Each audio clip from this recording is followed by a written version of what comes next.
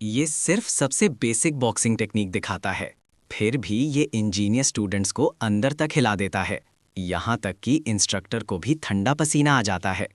वे सब जानना चाहते हैं कि ये मुकाबला कौन जीतेगा। ये एक ऐसी फाइटिंग टेक्निक है जो उन्होंने पहले कभी नहीं देखी। क्या ये सच में वही डरपोक ज़ीक है जिसे मैं जानता हूँ? इससे पहले ज़ीक कॉन्टिनेंट का सबसे मजबूत नाइट था। एम्पायर के सबसे बड़े ड्रैगन स्लेइंग परिवार में पैदा होने के बावजूद उसमें हीलर प्रोफेशन जागृत हुआ, जिसका ड्रैगन स्लेइंग से कोई लेना देना नहीं था। और वो नाइट की अनोखी ऑरा का इस्तेमाल नहीं कर सकता था। आखिर में इस वजह से उसे परिवार से निकाल दिया गया। जिंदा रहने के लिए उसके पास लड़ते रहने के अलावा कोई चारा नहीं था, क्योंकि वो गहराई से समझता था कि कमज़ोरों की किस्मत में ही ताकतवरों से कुचला जाना लिखा होता है। यही दुनिया की सच्चाई है। बाद में इत्तेफाक से उसे एक लेजेंडरी प्राचीन अवशेष मिला और नतीजे में उसे एम्पायर से क्रूर अत्याचार सहना पड़ा।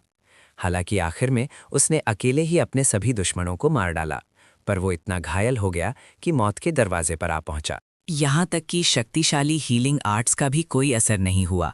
इस पल वो धीरे से अपनी जेब से प्राचीन अवशेष निकालता है और फुसफुसाता है, मुझे माफ़ कर दो अलीशिया। अगले ही सेकंड प्राचीन अवशेष से सुनहरी रोशनी की तरंगें निकलती हैं। उसकी शक्तिशाली इच्छा प्राचीन शक्तियों को जगा रही थी। प्राचीन ड्रैगन सोल एक मजबूत इच्छा शक्ति वाले व्यक्ति की आत्मा पर खुद को अंकित कर लेगी और इमरजेंसी उपायों को शुरू कर देगी। क्या ज़ीक ट्रैकर इसके लिए सहमत है? पहले तो उसे ये सब बकवास लगता है, इसलिए वो बिना सोचे समझे हाँ कह देता है। फिर एक नोटिफिकेशन विंडो दिखाई देती है जो एक ऐसी शक्ति को एक्टिवेट कर रही है जिसे बदला नहीं जा सकता। जैसे ही काउंटडाउन खत्म होता है, अगले ही पल जब वो अपनी आंखें दोबारा खोलता है तो उसे पता चलता है कि वो अतीत में लौट आया है। लेकिन वो जल्दी ही सब कुछ स्वीकार कर लेता है। उसे साफ साफ याद है, ये ड्रैकर परिवार का ट्रेनिंग क्रेडल है। ड्रैगन स्लेयर ड्रैकर वो हीरो है जिसने 1000 साल पहले इंसानों और ड्रैगन्स के बीच हुए महायुद्ध के दौरान दुष्ट ड्रैगन बहामुत को मारा था और कॉन्टिनेंट को बचाया था। और ड्रैकर परिवार, जो 3 सुपर परिवारों में से एक है, ड्रैगन स्लेयर ड्रैकर और ड्राकर के वंशजों द्वारा स्थापित किया गया था। इस वजह से ड्राकर के खून वाले हर किसी को ऑरा का आशीर्वाद मिल सकता है। वे ज्यादा आसानी से अपनी ऑरा को जगा सकते हैं और नाइट्स बन सकते हैं। लेकिन अकेले ज़ीक ही इसका अपवाद है।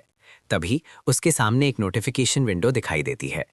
प्राचीन ड्रैगन सोल चुने हुए व्यक्ति की आत्मा के साथ पूरी तरह से मिल चुकी है। अगले ही पल उसकी आंखों के सामने अनगिनत विंडोज आ जाती हैं। ज़ीक ड्रैकर, क्लास, हीलर, टाइटल, जिसे प्राचीन ड्रैगन का आशीर्वाद मिला है। वो हैरान रह जाता है।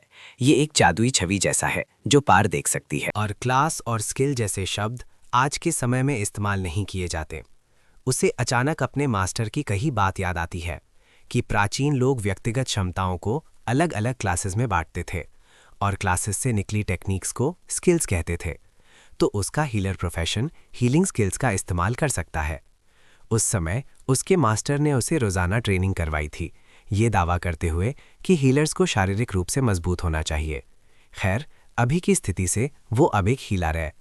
अगले ही सेकंड उसके हाथों से एक शुद्ध सफ़ेद रोशनी निकलती है। तो ये सच है।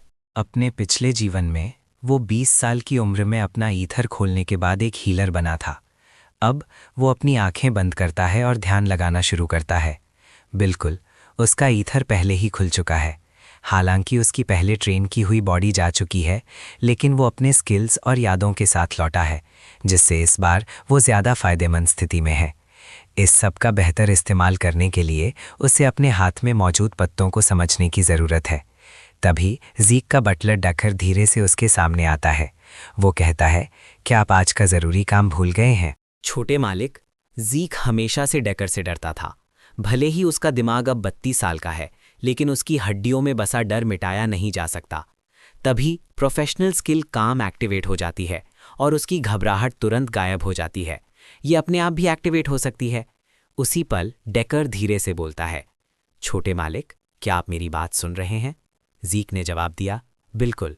तुम पेनिट्रेशन एवैल्यूएशन टेस्ट की बात कर रहे हो आए? ड्रेकर के खून वाले सभी बच्चों को 7 साल की उम्र में क्रेडल में प्रवेश करना होता है 5 साल के कठोर ट्रेनिंग के लिए। पैनक्रिएशन बिना नियमों के लड़ी जाने वाली लड़ाई है। इंस्ट्रक्टर्स पैनक्रिएशन और तलवारबाजी के मैचों के जरिए स्टूडेंट्स का मूल्यांकन करते हैं। इंस्ट्रक्टर्स अभ्यास के लिए विरोधियों का फैसला करते हैं, लेकिन आपसी सहमति से भी विरोधियों को चुना जा सकता है। क्योंकि कोई नियम नहीं होते, इसलिए चोट लगती थी और कभी-कभी लोग मर भी जाते थे। लेकिन क्योंकि ये मूल्यांकन अकेडमी में प्रवेश तय करता है, बच्चों के पास अपना सब कुछ देने के अलावा कोई चारा नहीं होता। सीन बदलता है और इंस्ट्रक्टर पैन मारूख घोषणा करता है। आज पैनक्रेशन का दिन है। सब जानते हैं कि ये आखिरी मूल्यांकन है। अब तैयार हो जाओ। भीड़ आपस में फुसफुसाने लगती है। मुझे विश्वास नहीं हो रहा कि ज़ीक आने की हिम्मत कर पाया। क्या पिछले साल की मार काफ़ी नहीं थी? क्या वो सच में एक सीधा वंशज है? फिर एरन और गूटा पहला मुकाबला शुरू करते हैं। इंस्ट्रक्टर के इशारे पर एरन तुरंत एक किक मारता है और लड़ाई फौरन ख़त्म हो जाती है। बिना किसी डिफेंस के लड़ने से यही अंजाम होता है। बचपन में मैं मुकाबलों का सामना करते वक्त डर से कांप जाता था। ये कितना आसान लगता है। इस बीच ज़ीक को एहसास नहीं होता कि पास में कोई उसे बड़ी उत्सुकता से देख रहा है। थोड़ी देर बाद आखिरकार ज़ीक और रेवन के मुकाबले की बारी आती है। ज़ीक धीरे से कहता है, मुझे हैरानी नहीं है कि इस बार फिर तुम हो रेवन, लेकिन ये बिल्कुल अजीब नहीं है क्योंकि हर साल मेरा विरोधी वही रहा है। ज़ीक जानता है कि उनके बीच कोई ना कोई प्राइवेट समझौता ज़रूर हुआ होगा। ज़ीक सोचता है, कितना नीच आदमी है और वो सच में मेरा रिश्तेदार है। अपने पिछले जीवन में ड्रैकर परिवार के 4 सीधे वंशज शायद ही कभी मिलते थे, लेकिन दर्जन भर कजिन्स थे जो अक्सर ज़ीक को परेशान करते थे। अब रेवन कहता है, ज़ीक, पिछली बार इतनी बुरी तरह पिटने के बाद भी इस बार मुझे तुम्हारी हिम्मत की दाद देनी पड़ेगी। तुम में अभी भी यहाँ आने की हिम्मत है। ये सुनकर ज़ीक का कामिंग स्किल तुरंत एक्टिवेट हो जाता है और वो जल्दी से अपना संतुलन वापस पा लेता है।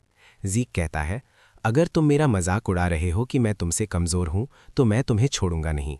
फिर रेवन उसके बाल पकड़कर कहता है, मुझे नहीं छोड़ोगे? तुम कर भी क्या सकते हो? अगले ही सेकंड ज़ीक अचानक एक स्किल डायरेक्ट हिट एक्टिवेट करता है जो उसके चेहरे पर सीधा लगता है। ज़ीक का इरादा तो उसे बेहोश करने का था, लेकिन स्किल अपने आप एक्टिवेट हो गई। इंस्ट्रक्टर हैरानी से पूछता है, मैंने अभी तक शुरू करने की घोषणा नहीं की है, तुमने हमला क्यों किया? लेकिन ज़ीक बेपरवाही से कहता है, पहले हमला करना एक फाइटर का फ़ायदा नहीं है क्या? ये सुनकर इंस्ट्रक्टर पूरी तरह से चौंक जाता है। उसे एक स्टूडेंट से मारने का इरादा महसूस हुआ। फिर रेवन कहता है, इंस्ट्रक्टर, शुरू करने की घोषणा कीजिए, मैं उस कमज़ोर इंसान को एक कड़ा सबक सिखाऊंगा। इंस्ट्रक्टर का इशारा मिलते ही रेवन जल्दी से अपना स्टैंस ले लेता है और ज़ीक पर हमला करता है, जबकि वो लगातार ज़ीक के बाएं हाथ से बच रहा होता है। जब ज़ीक एक बाएं हाथ से पंच मारता है तो रेवन अचानक नीचे झुक जाता है, फिर ज़ीक के शरीर को पकड़ लेता है, उसे ज़मीन पर पटकने के इरादे से। लेकिन उसी पल रेवन का चेहरा अचानक बदल जाता है और वो जल्दी से ज़ीक से दूर हो जाता है। ये देखकर इंस्ट्रक्टर हैरान रह जाता है। क्या ये एक 12 साल के बच्चे की लड़ने की क्षमता हो सकती है? जब रेवन ने ज़ीक के हमले से बचकर उसे नीचे धकेला तो उसे लगा कि वो जीत गया है। लेकिन अचानक ज़ीक ने तेज़ी से रेवन की थोड़ी पर हमला किया और उसकी पकड़ से छूट गया। भले ही उसका हमला नाकाम रहा, ज़ीक बेहद शांत रहा और सही ऑफेंसिव कदम उठाया। उसके पास ज़बरदस्त स्किल और फोकस है। क्या ये सच में वही ज़ीक ट्रेकर है जिसे सब जानते थे? इस बीच जैसे ही रेवन दूरी बनाना चाहता था, ज़ीक ने एक ही वार में उसके बाएं पैर को बेकार कर दिया। ये देखकर रेवन तुरंत उस पर अपना मुक्का घुमाता है। लेकिन अपने फोकस्ड सेंसिंग स्किल के एनहांसमेंट से ज़ीक तेजी से रेवन के हर हमले से बच जाता है। ऐसा लगता है कि ज़ीक को इथर को कंट्रोल करने की आदत हो गई है। चलो इसे खत्म करते हैं। अगले ही सेकंड ज़ीक अचानक एक शोल्डर थ्रो करता है और साथ ही अपना vital point strike skill activate करता है, जिससे रेवन की पसलियां तुरंत टूट जाती हैं। अब वो धीरे से कहता है, भले ही तुम्हारी सीखने की क्षमता कम हो, इस लेवल के प्रदर्शन से तुम्हें कुछ तो सीखना चाहिए, है ना? तुम अपने आप को समझते क्या हो जो मुझसे इस तरह बात कर रहे हो? तभी उसे कुछ याद आता है। वो कहता है, मुझे तुम सबके नाम याद हैं। इधर उधर मत देखो। अगर तुम्हें आपत्ति है तो नीचे आओ और मुझे चुनौती दो। ज़ीक की इस धमकी के बाद एक शख्स धीरे से खड़ा होता है। ज़ीक ट्रेकर, मैं तुम्हें अपने विरोधी के रूप में चुनौती देता हूं। बोलने वाला जेक एंड वॉल्टे है। तब ये मुकाबला थोड़ा बराबरी का होगा। ये सुनकर जेसन गुस्से से पढ़ता है, क्या तुम मेरी बेइज्जती कर रहे हो? ज़ीक जवाब देता है, बिल्कुल, क्या ये साफ नहीं है? थोड़ी देर बाद इंस्ट्रक्टर मुकाबले के शुरू होने की घोषणा करता है। जब ज़ीक अपने सामने खड़े लड़के को देखता है तो वो गहरी सोच में पड़ जाता है। मर्सनरी किंग लियम अपने पिछले जीवन में जैकन का सेवक था। लियम क्रेडल से ग्रेजुएट होने के बाद अकेडमी में दाखिल हुआ। क्योंकि उसका खूनी रिश्ता बहुत दूर का था, उसे शिक्षा प्रक्रिया के दौरान छोड़ दिया गया था। बाद में वो बालन नाम के एक छोटे से देश के नाइट ऑर्डर में शामिल हो गया।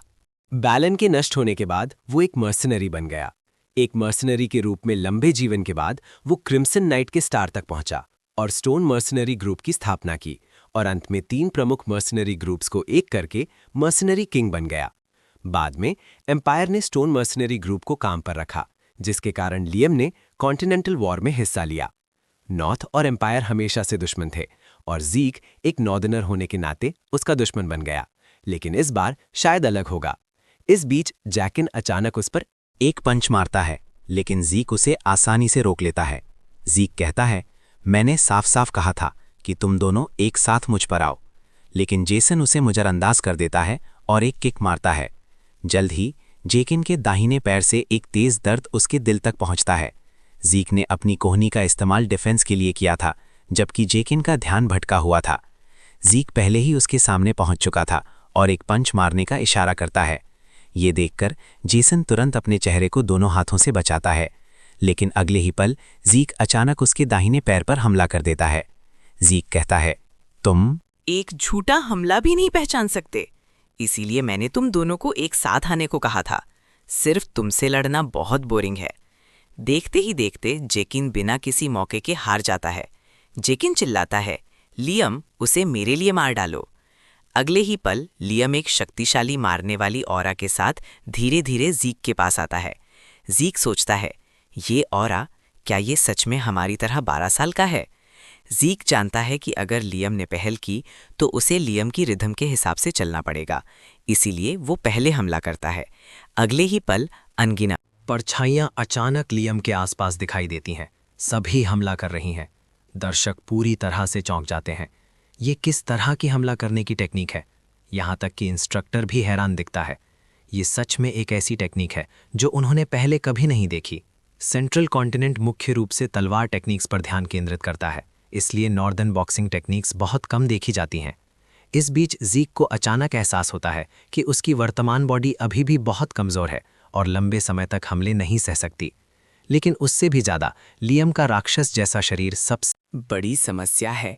वो शुरुआत से ही आराम से डिफेंस कर रहा है, फिर भी मर्सनरी किंग होने के नाते क्या उसे ज़्यादा ऑफेंसिव नहीं होना चाहिए? अब ज़ीक अपनी दाहिनी मुट्ठी को कसकर बंद कर लेता है। ज़ीक सोचता है, मेरी बॉडी वैसे भी अपनी सीमा तक पहुंच चुकी है, इसीलिए मैं अपनी सारी ताकत उसकी डिफेंस को तोड़ने में लगा दूंगा। अगले ही सेकंड ज़ीक एक बेहद शक्तिशाली पंच मारता है। ये देखकर लियम तुरंत अपना सर झुकाकर बच जाता है। ज़ीक हैरान है। लियम को ईथर नहीं दिखना चाहिए, उसका सेंस बेहद तेज था। तभी लियम अचानक ज़ीक का दाहिना हाथ पकड़ लेता है, फिर उसे ज़मीन पर पटकने की कोशिश करता है, लेकिन अगले ही सेकंड ज़ीक उसके हाथ से छूट जाता है। फिर अपने फोकस सेंसिंग स्किल का इस्तेमाल करके वो लियम के शरीर को अपने शरीर से लॉक कर लेता है। देखते ही देखते वो एक रियर नेकेड चोक पूरा कर लेता है। ज़ीक कहता है, हवा और खून का बहाव दिमाग तक रोक दो और तुम्हारे पास बचने का कोई रास्ता नहीं है, है ना? इस बीच लियम दीवानों की तरह ज़ीक पर मुक्के बरसा रहा है। सही है, अब ये सिर्फ इस बात पर निर्भर करता है कि कौन ज्यादा देर तक सह सकता है। फिर दोनों सहन शक्ति की लड़ाई में लग जाते हैं। ये देखकर दर्शक पूरी तरह से चौंक जाते हैं। यहाँ तक कि इंस्ट्रक्टर को भी ठंडा पसीना आ जाता है। वे सब जानना चाहते हैं कि ये मुकाबला कौन जीतेगा। थोड़ी देर बाद लड़ाई की आवाज़ें अचानक बंद हो जाती हैं। लियम बेहोश होकर गिर चुका था। अब दर्शकों में बैठा एक लड़का मुस्कुराता है और कहता है कि अब हुई ना बात, इस तरह से तुम्हें हराने में मजा आएगा। ज़ीक ड्रैगर। ज़ीक के मुकाबला जीतने के बाद बटलर उससे पूछता है, छोटे मालिक, मैंने सुना कि आप पैनक्रिएशन में बुरी तरह घायल हो गए थे। मुझे आपकी नब्ज चेक करने दीजिए। लेकिन ज़ीक पहले से ही उसका इरादा जानता है। वो ये कंफर्म करना चाहता है कि ज़ीक ने ऑरा जगाया है या नहीं।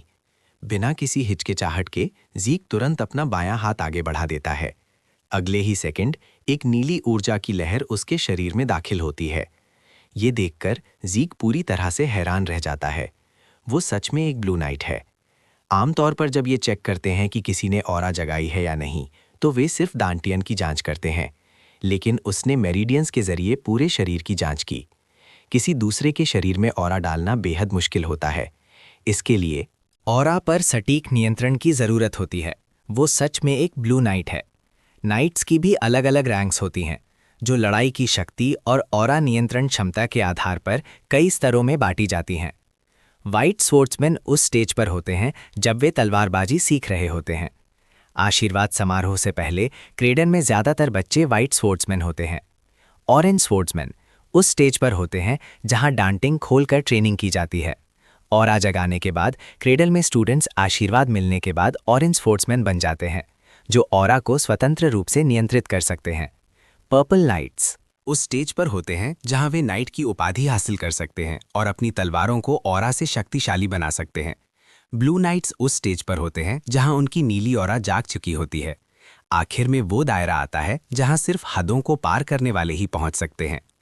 मर्सिनरी किंग लियम और मैं पिछले जीवन में क्रिम्सन नाइट्स बन सके थे। हालांकि ब्लैक नाइट्स भी होते हैं, लेकिन ऐसा स्तर पूरे कॉन्टिनेंट में दुर्लभ है। वो सोचता है कि नाइट कैप्टन लेवल का कोई व्यक्ति बटलर कैसे बन गया, लेकिन ये बेकार है क्योंकि ऑरा बिल्कुल भी ईथर का पता नहीं लगा सकती। बटलर धीरे से कहता है, छोटे मालिक, क्या आप मुझसे कुछ छिपा रहे हैं? ज़ीक कहता है, तुम ऐसा क्यों कह रहे हो? लगता है तुम ही कुछ छिपा रहे हो, डेकर। बटलर कहता है, छोटे मालिक, आप अचानक इतने कैसे बदल गए? ये सुनकर ज़ीक तुरंत अपनी बात बदलता है। तुम्हें पूछना चाहिए कि मैं अभी ही क्यों बदला। मैं आगे और भी बदलूंगा। सब कुछ अपनी सही जगह पर वापस आ जाएगा। तुम्हें बस मेरे पीछे चलना है। बटलर कहता है, मैं समझ गया छोटे मालिक। आपके कहे अनुसार मैंने ट्रेनिंग रूम तैयार कर दिया है। फिर ज़ीक ये सोचते हुए चला जाता है कि अगर बटलर मुझ पर नज़र रखने वाला कोई है तो मैं जानकारी निकालने के लिए उसे अपने करीब रखूंगा। लेकिन सवाल ये है कि वो किसकी तरफ है? शायद मेरे भाई बहनों में से किसी एक की तरफ। सीन बदलता है और ज़ीक अपने पर्सनल ट्रेनिंग रूम में पहुंचता है। फिर वो अपनी स्टेटस विंडो खोलता है। विंडो डिस्प्ले से पता चलता है कि कई स्किल्स नॉविस से प्रोफेशनल लेवल पर आगे बढ़ चुकी हैं। वो उलझन में है। क्या ये अपने आप एक्टिवेट होने वाली स्किल्स शुरुआत से ही थीं? क्या बाद में सीखी गई स्किल्स भी स्किल बार में दिखेंगी? लेकिन प्रोफेशनल स्किल्स और नॉर्मल स्किल्स में क्या फ़र्क है, जबकि दोनों एक ही तरह से एक्टिवेट होती हैं? और यहाँ ड्रैगन रेस स्किल्स भी हैं। इसे खोलने के लिए असल में 10 पॉइंट्स चाहिए। अचीवमेंट पॉइंट्स सिर्फ राक्षसों को मारकर ही मिल सकते हैं, जिसके लिए कम से कम पर्पल नाइट जितनी ताकत चाहिए। मैं अतीत में क्यों लौटा और ये सिस्टम क्या है? प्रोफेशनल स्किल्स को देखते हुए ये प्राचीन अवशेष से जुड़ा होना चाहिए। फिलहाल यहाँ अभी भी बहुत कम जानकारी है, लेकिन जब तक मैं और ताकतवर बन सकता हूं, मैं कुछ भी करने को तैयार हूं, चाहे वो सिस्टम हो या ड्रैकर परिवार। इस दुनिया में 2 शक्तियां हैं, नाइट्स की ऑरा और मेजिस का माना। नाइट्स दांतियान के जरिए ऑरा कंट्रोल करते हैं, मेजिस रिंग्स के जरिए माना कंट्रोल करते हैं, और ये दोनों शक्तियां एक दूसरे से टकराती हैं। ज़ीक का टैलेंट इतना खराब था कि उसके पास ना तो दांतियान था और ना ही मैजिक रिंग। बाद में जब परिवार ने उसे छोड़ दिया तो वो अपने मास्टर से मिला। उसके मास्टर ने उसे हीलर प्रोफेशन जगाने में मदद की और उसे ईथर का इस्तेमाल करना सिखाया। तो वो और उसके मास्टर इस दुनिया में अकेले लोग हैं जो ईथर शक्ति का इस्तेमाल कर सकते हैं। 2 घंटे की तलवार ट्रेनिंग के बाद ज़ीक का शरीर अपनी हद तक पहुंच चुका है, लेकिन हीलिंग क्षमताओं की मदद से उसका शरीर जल्दी ठीक हो जाता है। हालांकि वो दूसरों के सामने इस शक्ति का इस्तेमाल करने की हिम्मत नहीं करता, क्योंकि वे उसे एक राक्षस मानेंगे। क्योंकि उसकी स्टैमिना और घाव ठीक हो चुके हैं, अब ट्रेनिंग जारी रखने का वक्त आ गया है। सीन क्रेडल के पब्लिक डाइनिंग एरिया में बदलता है, जहां सब बातें कर रहे हैं कि ज़ीक पूरी तरह से एक अलग इंसान लगता है। क्या वो काला जादू इस्तेमाल कर रहा है? हालांकि ज़ीक ने पैंक्रिएशन में बहुत खतरनाक तरीके से बर्ताव किया, पर वो जीत बिल्कुल नहीं सकता। वो लड़का बहुत कमज़ोर है, वो एक तलवार तक नहीं उठा सकता। उसके पास जीतने का क्या मौका है? ये देखकर जिन 2 लोगों को ज़ीक ने सबक सिखाया था वो कहते हैं कि उसने एक नई तलवार बनवाई थी, क्योंकि पुरानी वाली बहुत भारी थी। मुझे विश्वास नहीं होता कि मैं ऐसे नीच इंसान से हार गया। उसने ज़रूर मुझे किस्मत के सहारे हराया होगा। तभी रीना धीरे से बोलती है, तुम्हें लगता है ये सिर्फ किस्मत थी? अगर तुम सच में ऐसा सोचते हो तो तुम्हें ड्रैकर नाइट्स बनने का कोई हक नहीं है। वक्त तेजी से आगे बढ़ता है और तलवारबाजी के मुकाबले का दिन आ जाता है। इस मैच में असली तलवारें इस्तेमाल होती हैं, इसीलिए हर साल तलवारबाजी के मुकाबले में लोग मरते हैं। ये मुकाबला स्टूडेंट्स के बीच का फ़र्क दिखाता है। साल के आखिरी मूल्यांकन के 1 महीने बाद ड्राकर ऑरा अवेकनिंग आशीर्वाद समारोह आयोजित किया जाएगा। अब ज़ीक एक भारी तलवार पकड़े धीरे धीरे स्टेज पर आता है। उसकी विरोधी रीना है। रीना कहती है, मैं तुम्हें अपना विरोधी चुनती हूँ। ज़ीक खुशी से उस चुनौती मंजूर कर लेता है। अब रीना को अचानक एहसास होता है कि ज़ीक उतना सीधा नहीं है। क्या ऐसा हो सकता है कि क्योंकि उसका शरीर बड़ा हो गया है, उसकी ऑरा भी मजबूत हो गई है? लेकिन वो जल्दी ही शांत हो जाती है, ये सोचकर मैं उसे वैसे ही निपटूंगी जैसे पहले निपटी थी। अब ज़ीक के पसीने छूटने लगते हैं। शाइनिंग नाइट के साथ मुकाबला करना अभी भी घबराहट पैदा करने वाला है। रीना कॉन्टिनेंट के सबसे एक्टिव 5 स्टार नाइट्स में से एक है। उसने आशीर्वाद समारोह से पहले ही अपनी ऑरा जगा ली थी और उसे कई पीढ़ियों में एक बार पैदा होने वाली जीनियस कहा जाता है। हालांकि इस समय तक उसे अपनी ऑरा जगाए और एक मजबूत नींव बनाए हुए कई साल हो चुके हैं। वो क्रेडल में ऑरा का बिल्कुल भी इस्तेमाल नहीं करती। तभी इंस्ट्रक्टर के इशारे के साथ रीना सीधा ज़ीक पर एक थ्रस्ट हमला करती है। ज़ीक तुरंत उससे दूरी बना लेता है, लेकिन पलक झपकते ही रीना पहले ही उसके पीछे आ चुकी है और फिर एक जोर का तलवार का वार करती है, जिससे ज़ीक तुरंत दर्जनों मीटर दूर जा गिरता है। मुझे ऐसी उम्मीद नहीं थी कि वो इतनी शक्तिशाली होगी। इस बीच भीड़ चिल्लाती है, रीना, खेलना बंद करो, जल्दी से उसे मार डालो। हालांकि एक नौजवान ठंडी सांस लेता है और कहता है, क्या तुम्हारी नज़रों में रीना सिर्फ उसके साथ खेल रही है? हालांकि उसे खुद भी सब कुछ साफ साफ नहीं दिख रहा। रीना लगातार कमजोरी ढूंढने की कोशिश कर रही थी, लेकिन जब भी वो किसी कमजोर जगह पर हमला करती, ज़ीक हमेशा उसे रोक लेता है। ऐसा लगता है जैसे ज़ीक जानबूझकर रीना के सामने अपनी कमजोरी दिखा रहा हो। ये लगभग एक जोरदार आवाज़ के साथ तलवार ट्रेनिंग गाइडेंस सेशन जैसा लग रहा है। अगले ही सेकंड दोनों पक्ष एक दूसरे से दूरी बना लेते हैं। अब रीना की थोड़ी सांस फूल चुकी है। तो ये है शाइनिंग नाइट की ताकत। सच में वो बेसिक तलवार टेक्निक्स को लेकर बहुत ध्यान देती है, इसीलिए वो उन्हीं दायरों में बंधी हुई है। मुझे देखने दो कि क्या मैं उसके इन दायरों को तोड़ सकता हूँ। अगले ही सेकंड ज़ीक तुरंत अपना शरीर नीचे कर लेता है। रीना समझ जाती है कि वो अचानक दूरी कम करना चाहता है, लेकिन उसे अपनी स्पीड पर पूरा विश्वास है। जैसे ही वो ये सोचती है, ज़ीक पहले ही उसके सामने आ चुका होता है और अपनी भारी तलवार नीचे घुमाता है। ये देखकर रीना तुरंत साइड में हटकर बच जाती है। रीना सोचती है, जब तक मैं दूरी बनाए रखूंगी, मैं अभी भी रिएक्ट कर सकती हूँ। तभी ज़ीक ज़मीन से पत्थर के टुकड़े उठाता है और उस पर हमला करता है। बिना किसी तैयारी के वो टुकड़े रीना के चेहरे पर लगते हैं, जिससे रीना दंग रह जाती है। ज़ीक पहले ही उसके सामने आ चुका है, फिर वो भारी तलवार रीना की गर्दन की तरफ घुमाता है। इस नाजुक पल में रीना ऑरा का इस्तेमाल करके ज़ीक की भारी तलवार को उसके हाथ से गिरा देती है। जब भारी तलवार जमीन पर गिरती है तो सभी दर्शक बहुत खुश हो जाते हैं। ज़ीक हार गया। रीना कमाल की है और उसने तो ऑरा का इस्तेमाल तक नहीं किया। लेकिन इंस्ट्रक्टर का चेहरा बहुत सख्त है। ये सही नहीं है। हालांकि स्टूडेंट्स ने शायद ध्यान ना दिया हो। जिस पल ज़ीक का हमला रीना से टकराया, उसने थोड़ी सी लगभग ना दिखने वाली ऑरा का इस्तेमाल किया था। रीना ने अकेडमी में आने से पहले ऑरा का इस्तेमाल ना करने की कसम खाई थी। क्या वो अब अपनी बात से पलट गई है? तभी ज़ीक उसके पास आता है। ज़ीक रीना की गर्दन पर एक मुक्का मारता है। फिर रीना अपनी गर्दन पकड़कर जमीन पर घुटनों के बैल बैठ जाती है। ये देखकर भीड़ नाराजगी जताती है। ये एक तलवारबाजी का मुकाबला है। हम ज़ीक को इस तरह के घटिया तरीके इस्तेमाल करते हुए नहीं मान सकते। एक नाइट के रूप में अपनी तलवार खोना शर्म की बात है। जीतने वाली रीना होनी चाहिए। लेकिन ज़ीक इस बात को बिल्कुल घास नहीं डालता। क्या सिर्फ जीतना ही काफ़ी नहीं है? अब ज़ीक धीरे से रीना से कहता है, क्या तुम आगे लड़ना चाहती हो? रीना कहती है, मैं हारी नहीं हूँ, मैंने बस ध्यान भटका लिया था और तुम्हें एक मौका दे दिया। लेकिन उसे जल्दी ही एहसास होता है कि अगर उसके हाथ में एक छोटी तलवार होती तो वो पहले ही मर चुकी होती। थोड़ी देर बाद रीना सबके सामने घोषणा करती है, मैं हार गई। ये सुनकर सभी दर्शक पूरी तरह से चौंक जाते हैं। कुछ दिन पहले ज़ीक को परिवार ने किसी काम का नहीं समझा था। आज उसने सच में रीना को हरा दिया, जिसे परिवार में एक जीनियस माना जाता है। ज़ीक के तलवारबाजी का मुकाबला जीतने के बाद उसकी जीत पूरे क्रीडल में एक बड़ा झटका लाती है, जबकि वो खुद ट्रेनिंग रूम में छिपकर जी जान से ट्रेनिंग कर रहा है। अब वो अपनी स्टेटस विंडो खोलता है। बिल्कुल, जब प्रोफिशिएंसी एक्सपर्ट तक बढ़ जाती है तो स्किल्स का लेवल इंप्रूव हो जाता है। 1 महीने पहले तलवारबाजी के मुकाबले में सीखी गई क्विक स्टेप स्किल की प्रोफिशिएंसी अब स्किल्ड हो चुकी है। इस वक्त जीक अपने पीछे दरवाजे की तरफ देखकर कहता है, डेका, तुम यहाँ कैसे? बटलर कहता है, छोटे मालिक, हम निकलने के लिए तैयार हैं। दूसरी जगह एक काले बालों वाला आदमी परेशान होकर कहता है, एबल, ऐसी हालत में भी तुम चाय कैसे पी सकते हो? वो लड़का, जीक ने रीना को हरा दिया, लेकिन एबल बेपरवाही से कहता है, ज्यादा चिंता मत करो, तुम हमेशा बातों को कुछ ज्यादा ही दिल पर ले लेते हो। मुझे अपने परिवार के घर लौटे बहुत वक्त हो गया है।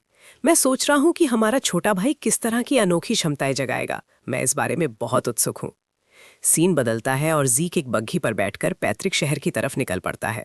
ड्रेकर परिवार का पैतृक शहर डची ऑफ ट्रॉय में स्थित है, जबकि उनका मुख्यालय कॉन्टिनेंट पर मिडिललैंड के 4 सीजन शहर में है। हाई, लेकिन आशीर्वाद समारोह पैतृक शहर में ही होना चाहिए, जो कि ड्रैगन स्लेयर की कथाओं का शुरुआती स्थान है। थोड़ी देर बाद जीक ड्रैकर परिवार के पैतृक शहर ड्रैगन स्लेयर रेल में पहुंच जाता है। अब अपने सामने सब कुछ देखते हुए जीक हैरान लग रहा है। यहाँ भाग लेने वाले सभी लोग वही हस्तियां हैं जो सिर्फ कॉन्टिनेंटल अखबारों में दिखती हैं, और मुझ पर नज़र रखने के लिए डायरेक्ट लाइन से भेजे गए मॉनिटर्स भी होने चाहिए। उनका मकसद चाहे जो भी हो, एक बार जब उन्हें पता चल जाएगा कि मेरी शक्ति नहीं जाग सकती, तो वे अपनी नज़र मुझ पर से हटा लेंगे। अगले ही सेकंड जीक के चेहरे पर बेहद गुस्से वाला भाव दिखता है। ये आदमी यहाँ कैसे हो सकता है? इस बीच एबल रईसों से बातें कर रहा है। वो बताता है कि वो आशीर्वाद समारोह देखने आया है, क्योंकि नाइट्स के इस बैच में उसका प्यारा भाई भी शामिल है, ड्रैकर परिवार का दूसरा बेटा, जिसे लायन सोर्ड एबल ड्रैकर के नाम से जाना जाता है। लेकिन पिछले जीवन से जीक जानता है कि स्लॉटर नाइट का खिताब उस पर ज्यादा जचता है। अब वो खुद को शांत रखने की पूरी कोशिश करता है, क्योंकि वो इस वक्त कुछ नहीं कर सकता। उसे साफ याद है कि उसके पिछले जीवन में एबल कभी आशीर्वाद समारोह में शामिल नहीं हुआ था। क्या उसके कामों ने भविष्य बदल दिया है? शायद इस जीवन में कोई मौका मिले। इस बीच आशीर्वाद समारोह औपचारिक रूप से शुरू होता है। भाग लेने वाला सबसे पहला व्यक्ति एरन है। वो अपना दाहिना हाथ पानी में डालता है और फिर अपनी हथेली पर कट लगाता है। अगले ही सेकंड एक नीली ऊर्जा तुरंत उसे घेर लेती है और फिर उसके दांत्यन में जमा हो जाती है। ड्रेकर के सभी परिवार वालों को अपना दांत्यन खोलने और 12 साल की उम्र में ऑरा जगाने के लिए आशीर्वाद समारोह से गुजरना पड़ता है जब वे ग्रेजुएट होते हैं। क्रेडल से अगला नंबर रीना का है। कुछ दुर्लभ मामलों में खास स्थितियां पैदा होती हैं, जिसमें ऑरा जगाने के साथ साथ ड्रैगन स्लेयर की खासियत हिंडर माना भी जागृत हो जाती है। तभी माना लैंप अचानक लाल रंग में चमकने लगता है। ये देखकर दर्शक सब बहुत उत्सुक हो जाते हैं, क्योंकि ये एक प्योर ब्लड अवेकनिंग है जो क्रिम्सन नाइट या यहाँ तक कि ब्लैक नाइट लेवल तक पहुँच सकती है। फिर इंस्ट्रक्टर उन्हें ग्लव्स लाने का इशारा करता है।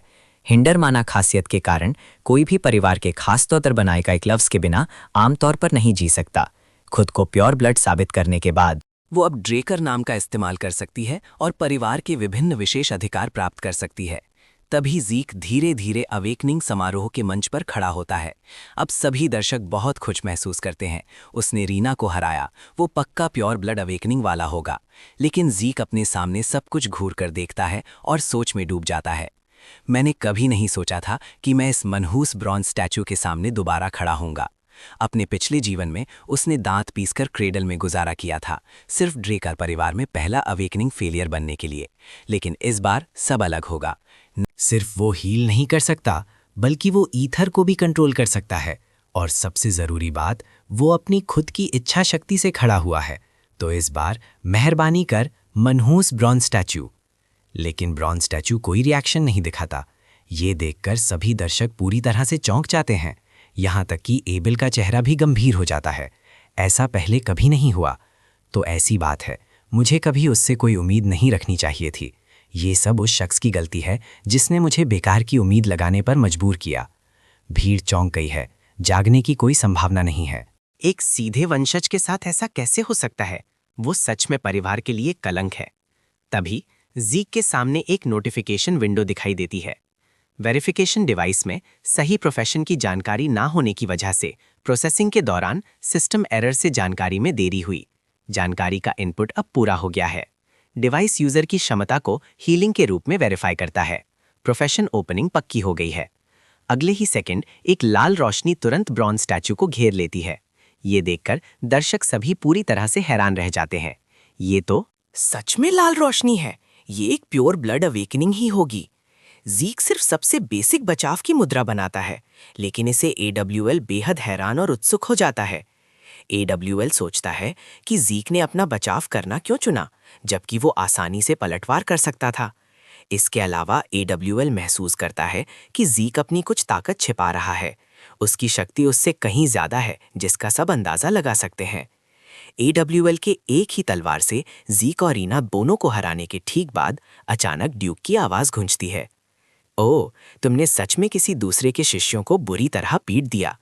ड्यूक चलकर आते हैं और कहते हैं, विन। Night, hello. तुम हमेशा की तरह ही रूखे लगते हो। वैसे इस प्रैक्टिस मैच के बाद मेरे शिष्य के बारे में तुम्हारा क्या ख्याल है?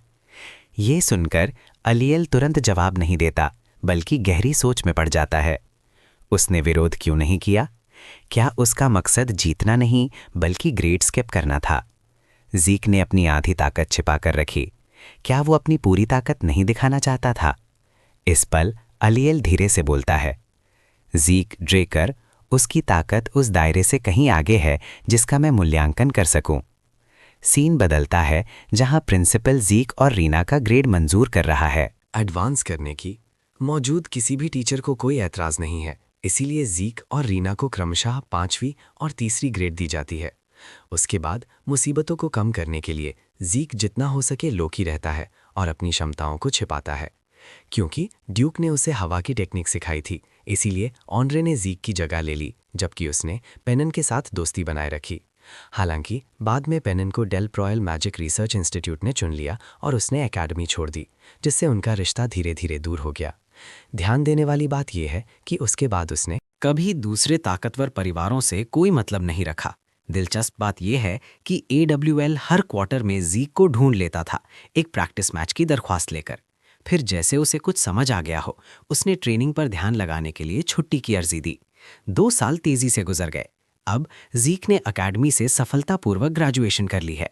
डेकर उत्साह से कहता है, वालहाला का सबसे छोटा स्टूडेंट, परिवार के मुखिया को आप पर गर्व होगा। आखिरकार प्रिंसिपल का खुद सिफारिश पत्र लिखना आम बात नहीं है। पाल, जीक डेकर से कहता है, इनरोलमेंट समारोह में अभी 3 महीने बाकी हैं, है ना डेकर? तुम्हें पहले एटलस लौट जाना चाहिए। मैं अकेले शांति से आराम करना चाहता हूँ। मैं नहीं चाहता कि कोई मुझे परेशान करे। क्या तुम समझे? बिल्कुल, डेकर तुरंत मान जाता है। कऊ के खंडहर विशाल पहाड़ों में हैं और जीक आराम करने के बहाने आर्गस किंगडम एडवेंचर गिल्ड के जरिए वहां की खोजबीन करने का प्लान बनाता है। सावधानी बरतते हुए जीक किसी भी शक वाले व्यक्ति को अपने मकसद के बारे में बताने का इरादा नहीं रखता। अब लियम धीरे से जीक के सामने घुटने टेकता है और कहता है, लॉर्ड जीक ड्राकर, नमस्ते। जीक घूमता है और कहता है, लियम, क्या मैंने तुम्हें नहीं बताया था? इससे मुझ पर बहुत दबाव पड़ता है। लियम कहता है, छोटे मालिक, अब मैं चलता हूँ। जीक कहता है, बहाला स्कूल का मामला संभालने के लिए ब्लैक कार्ड का इस्तेमाल किया।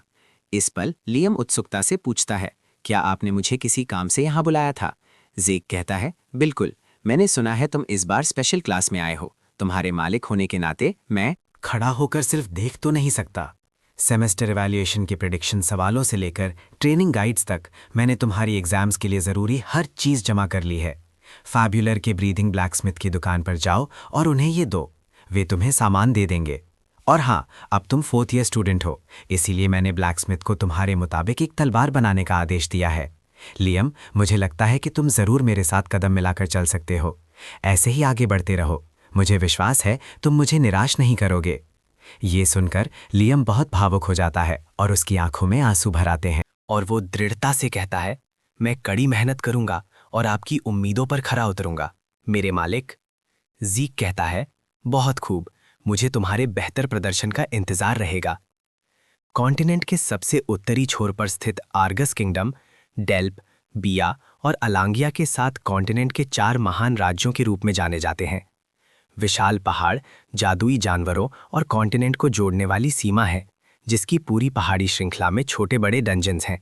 इसलिए पैसा कमाने की चाह रखने वाले एडवेंचरर्स विशाल पहाड़ों की तरफ भागते हैं। आर्गस के पहले राजा ने एडवेंचरर्स और डंजन्स को जोड़ा ताकि कई तरह की सेवाएं दी जा सकें, जिससे ये देश की मुख्य इंडस्ट्री बन गई। शाही परिवार की मदद से विशाल पहाड़ों को सैकड़ों इलाकों में बांटा गया। आने जाने के रास्ते और आउटपोस्ट मैनेजमेंट बनाए गए। यही आर्गस एडवेंचरर गिल्ड की शुरुआत है, जो पूरे कॉन्टिनेंट में फैल गई। अब ज़ीक सहूलियत के लिए ज़ीक माई की पहचान का इस्तेमाल करके एक एडवेंचरर के रूप में खुद को रजिस्टर करता है। वो अपना भेस बदलता है। आखिरकार ड्रेकर एक बड़ा परिवार है। ड्रेकर की पहचान के साथ इधर उधर घूमना सबकी नज़रों में आ जाएगा। अब मुझे खजानों की खोज शुरू करने दो। थोड़ी देर बाद ज़ीक विशाल पहाड़ों की तरफ जाने वाली एक बग्घी पर बैठता है। इस भरी भीड़ वाले सीज़न में सीट मिलना ही बहुत किस्मत की बात है। तभी उसके बगल से एक आवाज़ आती है। नमस्ते भाई, क्या तुम भी एक एडवेंचरर हो? तुम बहुत घबराए हुए लग रहे हो। क्या ये तुम्हारी पहली बार किसी डंजन में जाने की शुरुआत है? फिर एक सुनहरे बालों वाला आदमी धीरे से ज़ीक के पास आता है और कहता है, सुरक्षा के लिए क्यों ना हम एक साथ डंजन में चलें?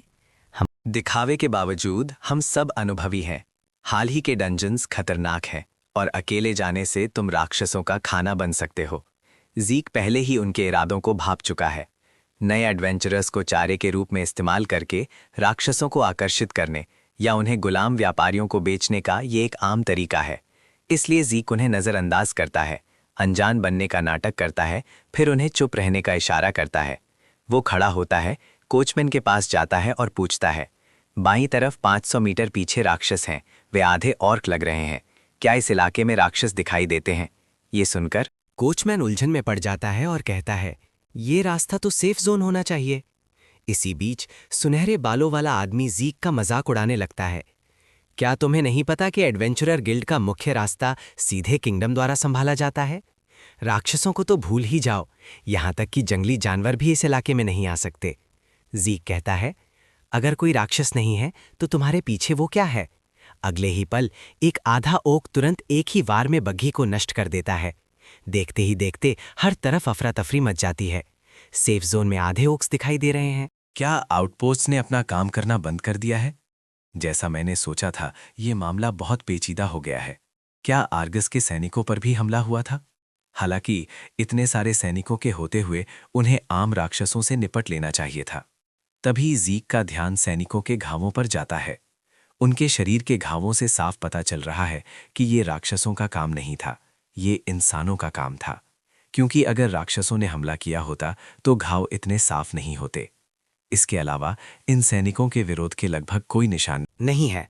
उन्हें एक ही बार में मार दिया गया था। हालांकि अफसोस की बात है, यहां रुकने से सिर्फ गलतफहमियां ही पैदा होंगी। अब सबसे ज़रूरी काम सबसे पहले किलू खंडहरों को ढूंढना है। थोड़ी देर बाद ज़ीक बर्बेरियंस के इलाके में पहुंचता है। मिनी मैप के अनुसार वो किलू खंडहरों के आसपास पहुंच चुका है। लेकिन एम्पायर के हाउंड्स यहाँ क्या कर रहे हैं? हाउंड्स ऐसी प्रतिभाएं हैं जो एम्पायर के नाइट ट्रेनी से निकलते हैं, जो ट्रैकिंग और असैसिनेशन टेक्निक्स में माहिर होते हैं। वे एम्पायर के डायरेक्ट फोर्सेस हैं। फिलहाल एम्पायर के हाई रैंकिंग लोगों के अलावा किसी को भी हाउंड्स के वजूद के बारे में नहीं पता। लेकिन जल्द ही वे एम्पायर द्वारा शुरू किए जाने वाले युद्धों में मुख्य शक्ति बन जाएंगे। ज़ीक मिनी मैप के जरिए उनकी हर हरकत पर पहले ही नजर रख चुका है। आखिरकार अपने पिछले जीवन में वो हाउंड्स के हाथों ही मारा था और उसे याद है कि ड्यूक ने एक बार बताया था कि एम्परर अमर होने के पीछे पागल था और पूरे कॉन्टिनेंट को छान मारना चाहता था। ज़ीक के दोबारा जन्म लेने से पहले ही एम्परर प्राचीन अवशेषों की तलाश में पागल था। कॉन्टिनेंट को एक करने की महत्वाकांक्षा के तहत उसने अमर होने का बेतुका सपना पाल लिया। क्या एम्पायर ने पहले ही किलू खंडहरों का पता लगा लिया है? फिर ज़ीक तुरंत अपनी जगह से गायब हो जाता है, ये सोचते हुए कि इसकी पुष्टि कर लेना बेहतर है। इस पल एक हाउंड एक सिग्नल छोड़ने ही वाला होता है, लेकिन अगले ही पल ज़ीक वहीं पर उसका दाहिना हाथ काट देता है। हाउंड ने एक पीला सिग्नल फ्लेयर निकाला जो इमरजेंसी का इशारा था। ज़ीक कहता है, तो तुम ही लीडर हो, लेकिन तुम सिर्फ 3 हो। क्या तुम बाहरी सुरक्षा ग्रुप हो? मुझे याद है कि एक ग्रुप में 12 लोग होने चाहिए, है ना?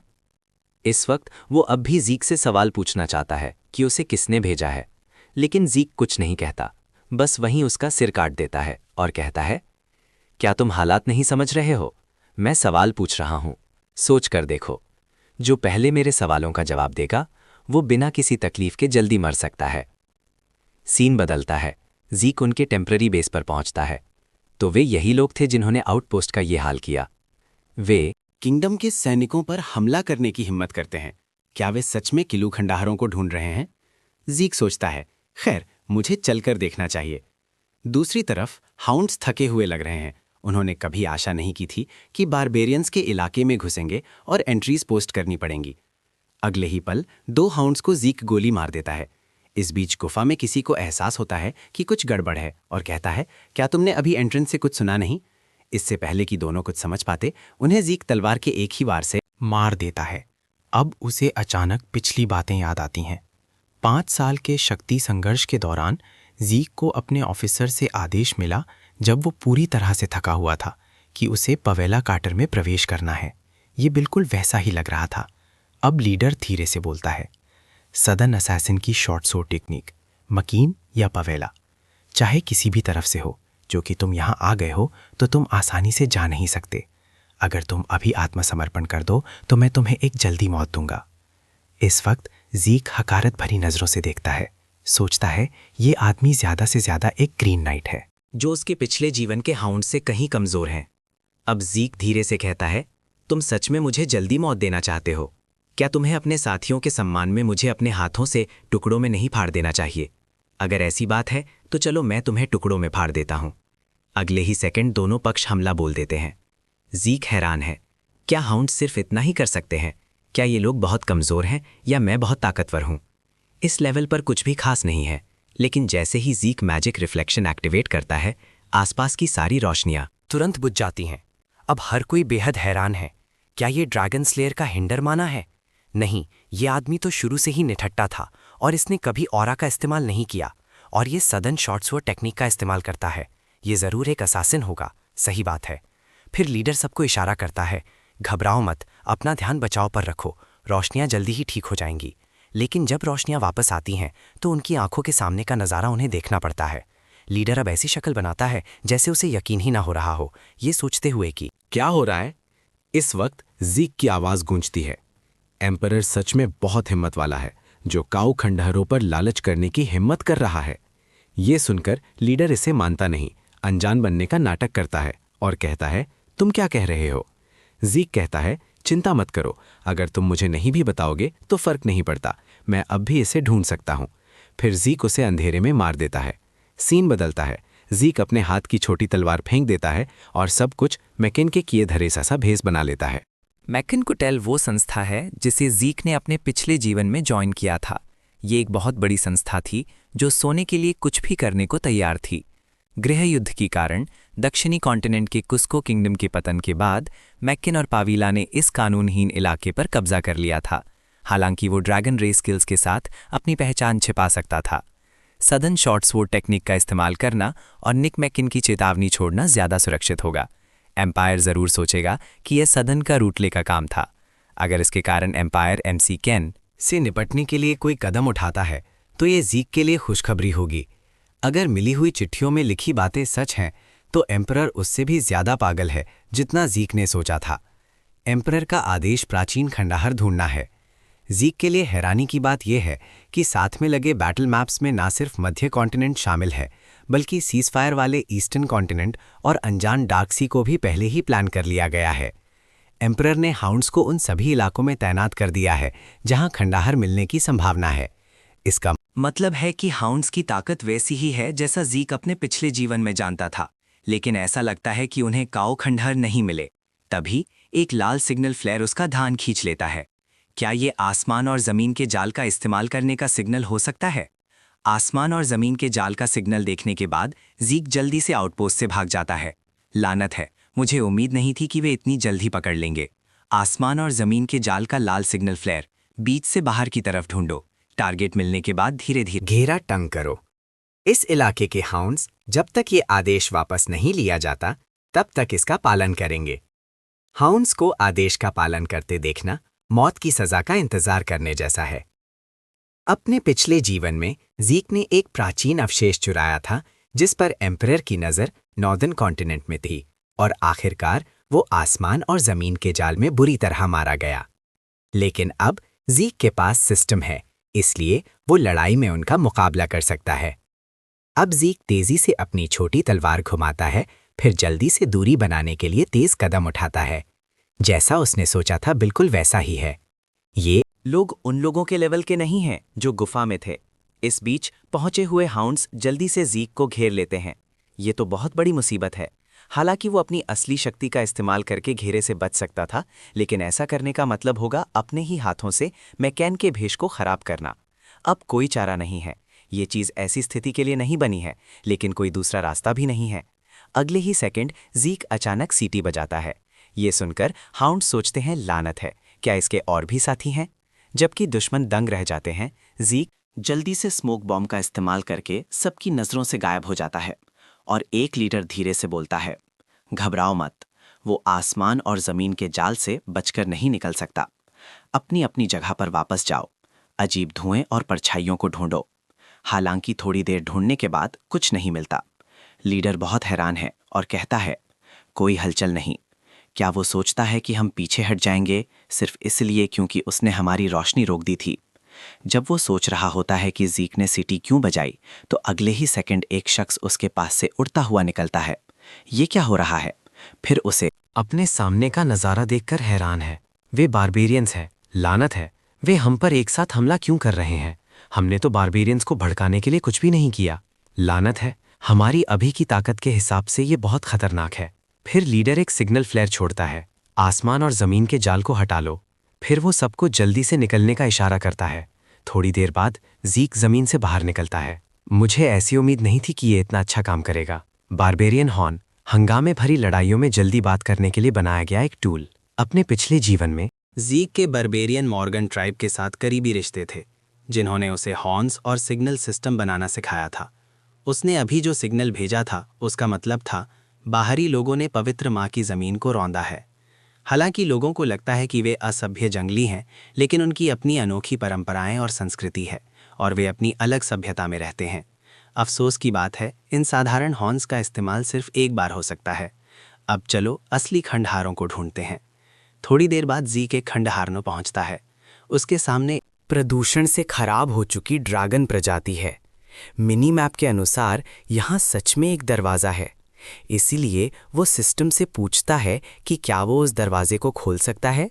सिस्टम जवाब देता है बिल्कुल, और थोड़ी देर बाद सिस्टम हीरो किंग के मकबरे से जुड़ने वाला दरवाज़ा खोल देता है। लेकिन तभी ड्रैगन अचानक कान फाड़ देने वाली दहाड़ मारता है। ज़ीक सोचता है, लानत है, लगता है अब मैं चुपके से अंदर नहीं जा सकता। Dragon slaying method application form. अगले ही सेकंड ज़ीक तेज़ी से एंट्रेंस के पास जाता है। इस बीच ज़ीक तेज़ी से विंड स्टेप का इस्तेमाल करके ड्रैगन के कई हमलों से बच जाता है। उसका प्लान शैडोलेस फुटवर्क का इस्तेमाल करके उनकी नज़र को धोखा देना है, फिर तेज़ी से अंदर घुसना है। जैसे ही उसका प्लान पूरा होने वाला होता है, ड्रैगन अचानक अपना खून से भरा मुंह खोल देता है। फिर एक जोर की आवाज़ के साथ ड्रैगन का निशाना चूक जाता है। इस वक्त ज़ीक पहले ही अपनी लंबी तलवार निकाल चुका है। Dragon slaying method chapter 7 section 1। नीचे उतरते हुए एक शानदार झलक के साथ ड्रैगन का सिर काटना। ड्रैगन का सिर ज़ीक द्वारा ज़बरदस्ती काट दिया जाता है। ये तेजाबी खून है। ज़ीक तुरंत हीलिंग फैक्टर्स एक्टिवेट करता है।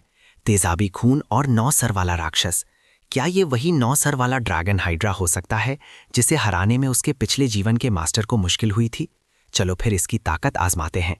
फिर एक भयंकर लड़ाई शुरू हुई, लेकिन ये साफ था कि ड्रैगन स्लेइंग टेक्निक से उसे कोई नुकसान नहीं पहुंचा, क्योंकि इस युग में ड्रैगन प्रजातियां बहुत पहले ही गायब हो चुकी थीं और उसके सामने जो जीव था उसे सिर्फ ड्रैगन प्रजाति के सबसे करीबी चीज माना जा सकता था।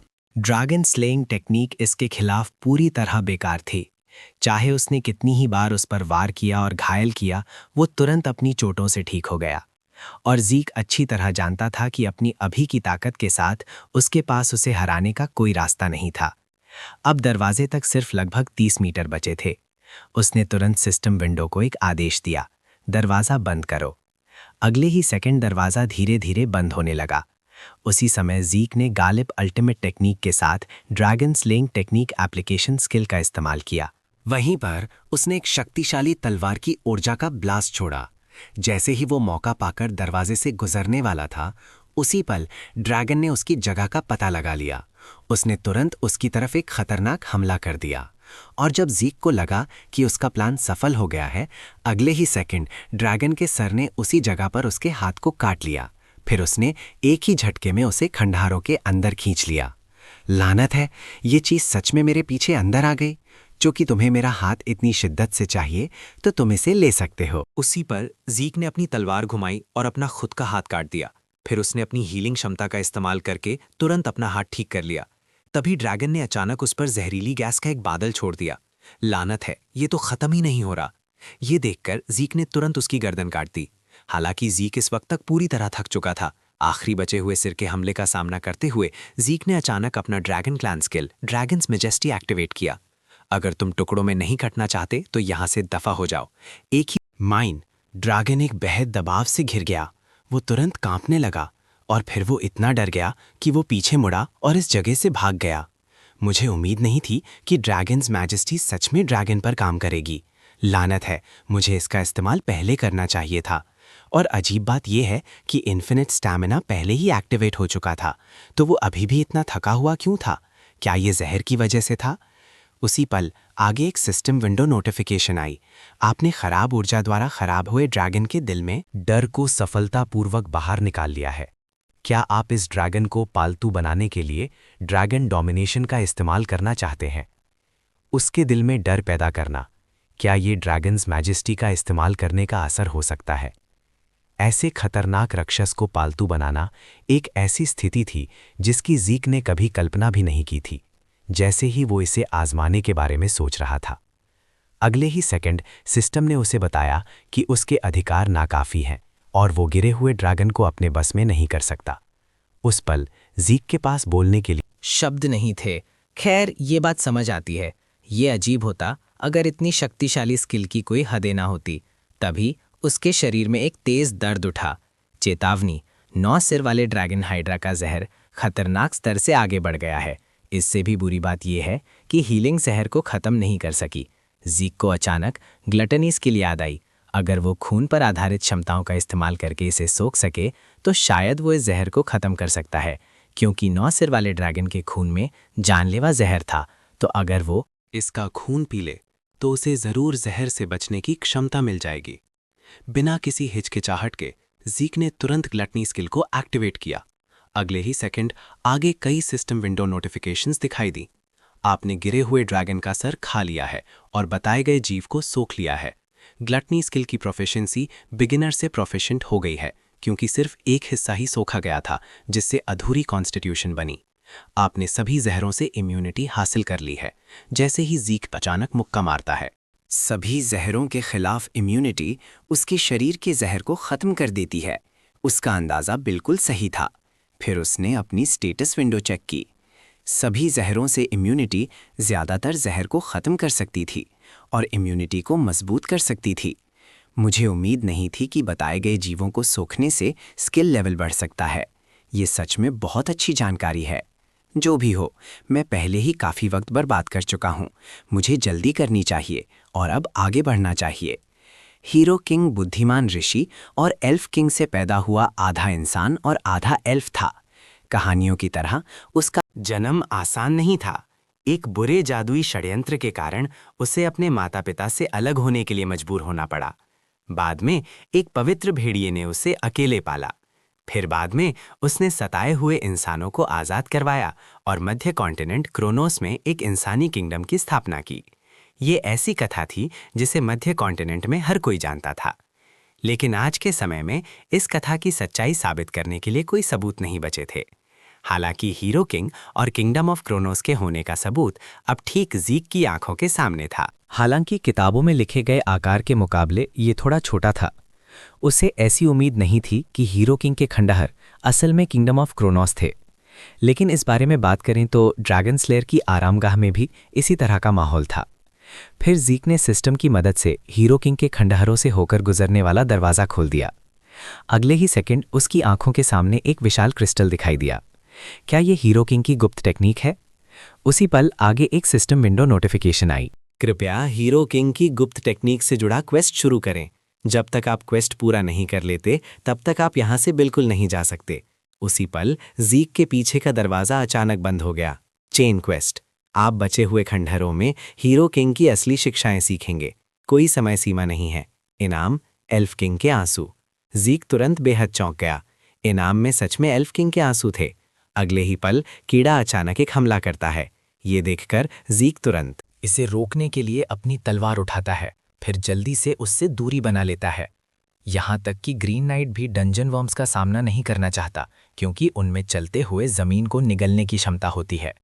अगर समय सीमा के अंदर काम पूरा नहीं किया जा सकता तो सीधे यहीं दफन हो जाएंगे। इस बीच ज़ीक और राक्षस के बीच कई बार हमले होते हैं। भले ही ज़ीक उसके शरीर पर कई घाव देता है, लेकिन वो कोई बड़ा नुकसान पहुंचाने में नाकाम रहता है। जैसे ही ज़ीक पूरी ताकत से वार करने की तैयारी करता है, अगले ही पल जमीन अचानक इस लांटी की वजह से फटने लगती है। ये देखकर ज़ीक तुरंत अपनी तलवार कीड़े के शरीर में घोंप देता है।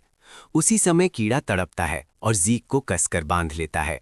दूसरी तरफ लियम धीरे धीरे ज़ीक की जगह की तरफ बढ़ रहा है।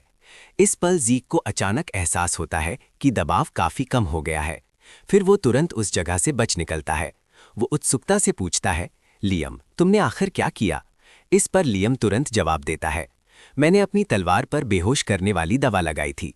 मैं समझ गया कि दवा का मुख्य बेलाडोना है, जो सिर्फ इंसानों को सुन करती है, लेकिन कीड़ों के लिए ये जानलेवा जहर है। किसने सोचा होगा कि वो इस हालात में पता लगा लेगा कि बेलाडोना कीड़ों को मारता है। हालात के हिसाब से ढलने की उसकी क्षमता बेहतरीन है। ज़ीक कहता है, तुमसे यही उम्मीद थी लियम। तुम्हारा निकनेम तुम्हारे शानदार फैसले और जिम्मेदारी पर जचता है। लियम, मेरे इशारा करने के बाद अपनी तलवार कीड़े के शरीर में घोंप देना। लगता है तुम्हें अपना साथी बनाकर लाना सही फैसला था। अगले ही पल ज़ीक तेजी से कीड़े पर कई वार करता है, फिर कहता है, लियम, अभी करो। ये सुनकर लियम तुरंत अपना चाकू कीड़े के शरीर में घोंप देता है, जिससे कीड़ा तुरंत दर्द से चिल्लाने लगता है। इस बीच ज़ीक धीरे धीरे ईथर सोल गॉड स्किल जमा करता है। एक परछाई चमकने के साथ विशाल कीड़ा वहीं 2 टुकड़ों में कट जाता है। इस पल आगे कई नोटिफिकेशन विंडोज दिखाई देती हैं। अचानक मिला टास्क पूरा हुआ। आपको टास्क के नाम के रूप में दुगने पॉइंट्स मिले हैं। 2 बॉक्सेस बिना सोचे भेजे गए हैं। अभी 780 पॉइंट्स हैं। इस बीच सिर्फ बच निकलने से आपको 30 पॉइंट्स का बेसिक स्कोर मिलता है। जमा किए गए राक्षसों के सिरों को गिनकर रीना का टोटल स्कोर 180 पॉइंट्स है। वहां मौजूद हर कोई पूरी तरह हैरान है। सच में प्योर ब्लड्स अलग होते हैं, थून परिवार के लायक हैं। 130 पॉइंट्स के पासिंग स्कोर से कहीं ज्यादा। अगला ग्लेमन्स परिवार का Owen, total score 120 points, 70 points के पासिंग स्कोर से कहीं ज्यादा। सच में कमाल है। लेकिन अपने दिल में ओवेन सोचता है, रीना थून, देखते हैं तुम कब तक घमंडी रह सकती हूँ। अगर बात नहीं बनी तो मैं उसको भी वैसे ही मार दूंगा जैसे मैंने ज़ीक को मारा था। तभी एक जानी पहचानी आवाज सुनाई देती है, धूप देखे हुए मुझे बहुत अरसा हो गया है। ये देखकर हर कोई कहता है, क्या वो डंजन वर्म नहीं है? क्या आधे ऑर्क्स सबसे ज्यादा स्कोर देने वाले राक्षस नहीं है? इन दोनों ने सच में एक डंजन वर्म पकड़ लिया। इस पल ओवन पूरी तरह से चौंका हुआ लगता है। ये देखकर ज़ीक कहता है, क्या हुआ? क्या तुम मुझे देखकर इतने खुश हो? ये सुनकर ओवेन का चेहरा तुरंत उतर जाता है। ज़ीक कहता है, सही बात है, तुम इस तरह बहुत बेहतर लग रहे हो। इस पर ओवेन गुस्से से घूमता है और चला जाता है। ओवेन सोचता है, लानत है प्योर ब्लड, मैं तुमसे इसकी भारी कीमत वसूलूंगा। तभी इंस्ट्रक्टर एंड्रे उन दोनों को मार्क्स देना शुरू करता है। चूंकि मैं मार्क्स देने के लिए जिम्मेदार हूं, इसीलिए ये मत सोचना कि तुम बेईमानी करके बच सकते हो। क्या राक्षसों के बाकी से रिसने खा लिए थे? हाँ, ज़ीक कहता है कि तुम काफी किस्मत वाले हो। डंजन वर्म के हमले की वजह से इन 3 दिनों में जमा किए गए सभी सिर चले गए हैं। एग्जाम पास करने के लिए उन्हें इसके बजाय कीड़े का सिर वापस लाना पड़ा। शायद सिर्फ आंद्रे ही दांतों पर बची हुई चमड़ी की इतनी ध्यान से जांच कर सकता था। थोड़ी देर बाद आंद्रे आखिरकार अपनी जांच पूरी कर लेता है। जो मैं देख सकता हूं, वहां मॉन्स्टर्स, गॉब्लिन्स, हेलहाउंड्स, आधे ऑक्स और माउंटेन स्पिरिट्स थे। ये सुनकर वहां मौजूद हर कोई पूरी तरह हैरान रह जाता है। वहां माउंटेन स्पिरिट्स भी थे।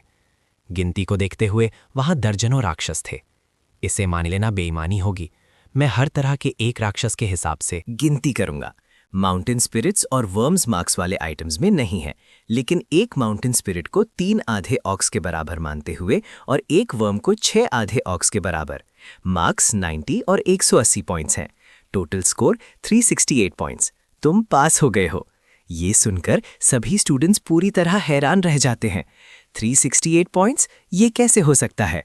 हमें यहाँ सिर्फ एक डंजन वर्म का सिर दिख रहा है, लेकिन सबको लगता है कि अब इस बारे में बात करना पूरी तरह बेकार है। अगर उनका सामना डंजन वर्म्स और माउंटेन स्पिरिट से हुआ होता तो क्या वे जिंदा भी बच पाते? ये सवाल उठता। क्या ज़ीक ड्रेकर सच में इतना ताकतवर है? ऐसा लगता है कि ज़ीक के बारे में उनकी राय काफ़ी बदल चुकी है। हालांकि ये एहसास अच्छा है, ज़ीक ने आखिरकार कुछ ऐसा किया जिससे सबका ध्यान गया।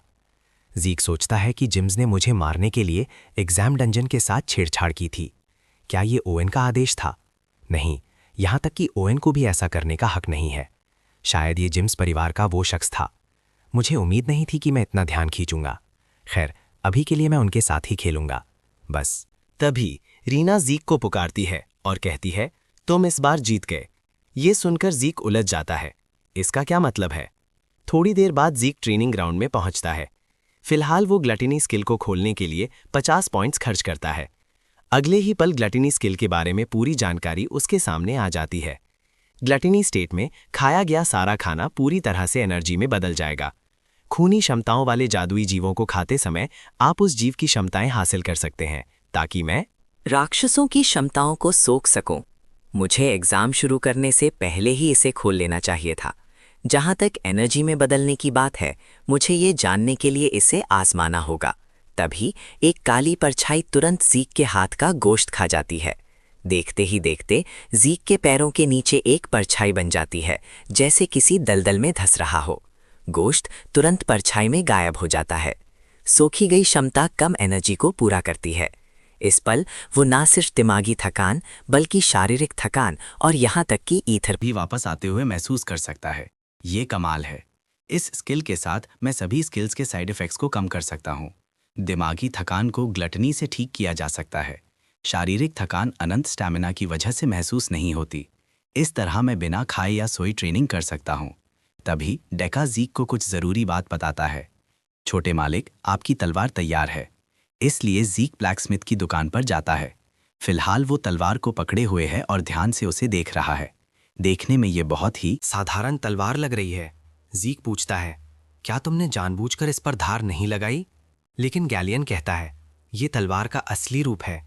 ज़ीक कहता है, तुम्हारा मतलब है कि तलवार का ये रूप मेरे लिए सबसे सही है? बिल्कुल, गैलियन मानता है।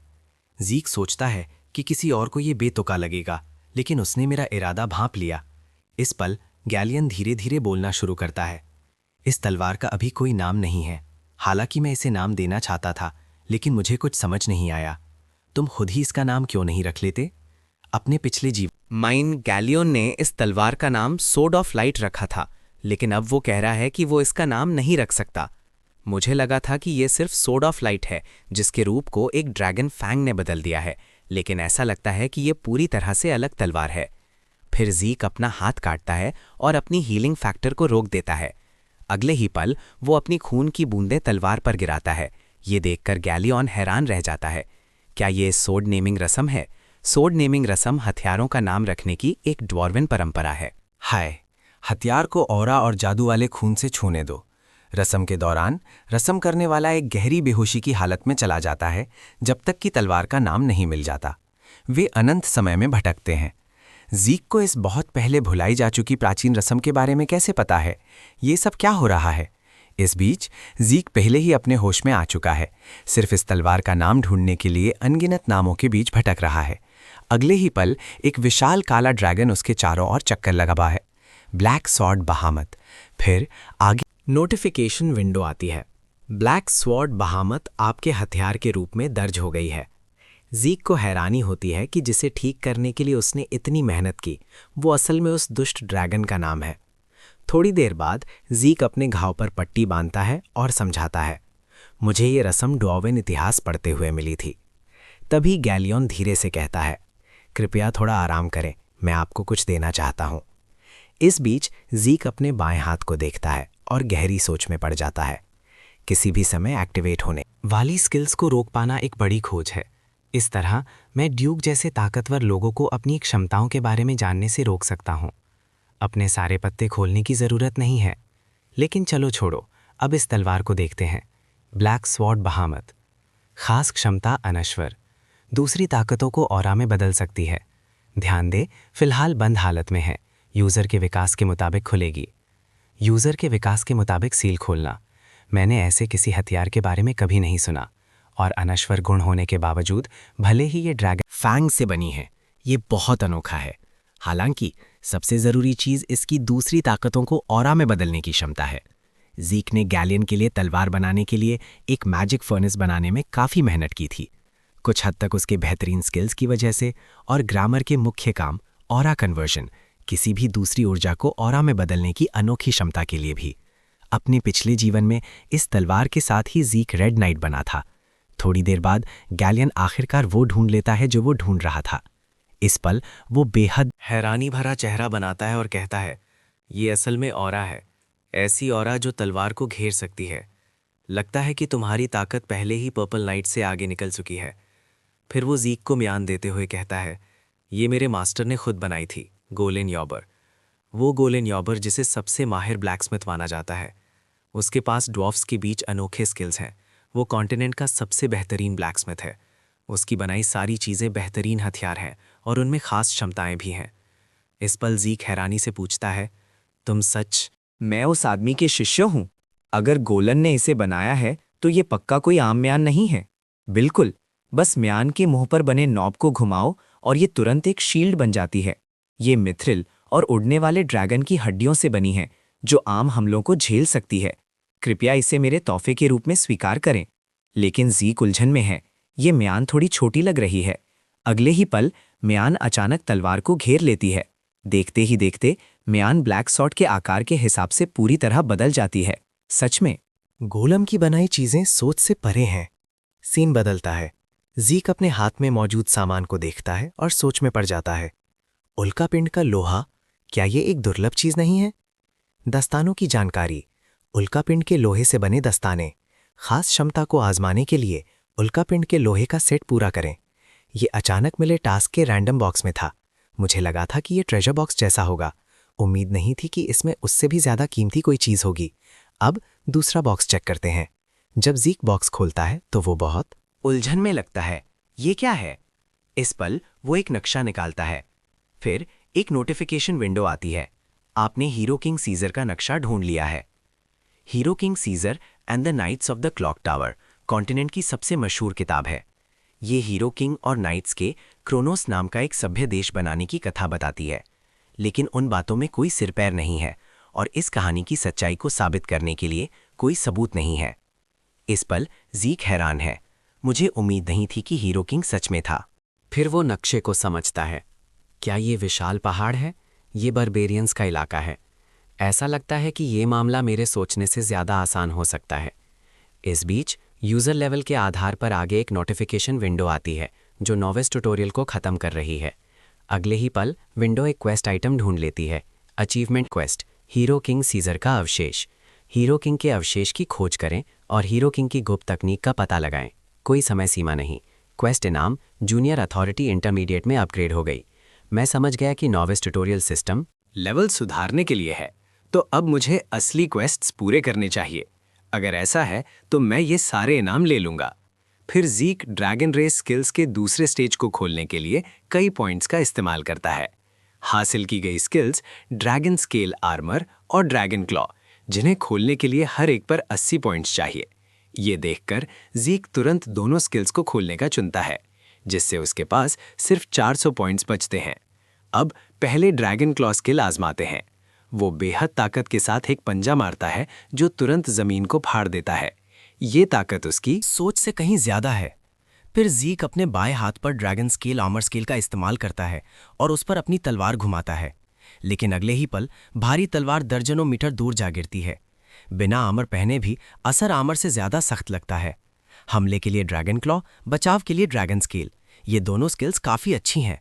सीन बदलता है। ड्रैकर एकेडमी के ट्रेनिंग फील्ड में सभी लोग टर्म एवैल्यूएशन के लिए सॉर्ड ऑरा एग्जाम की तैयारी कर रहे हैं।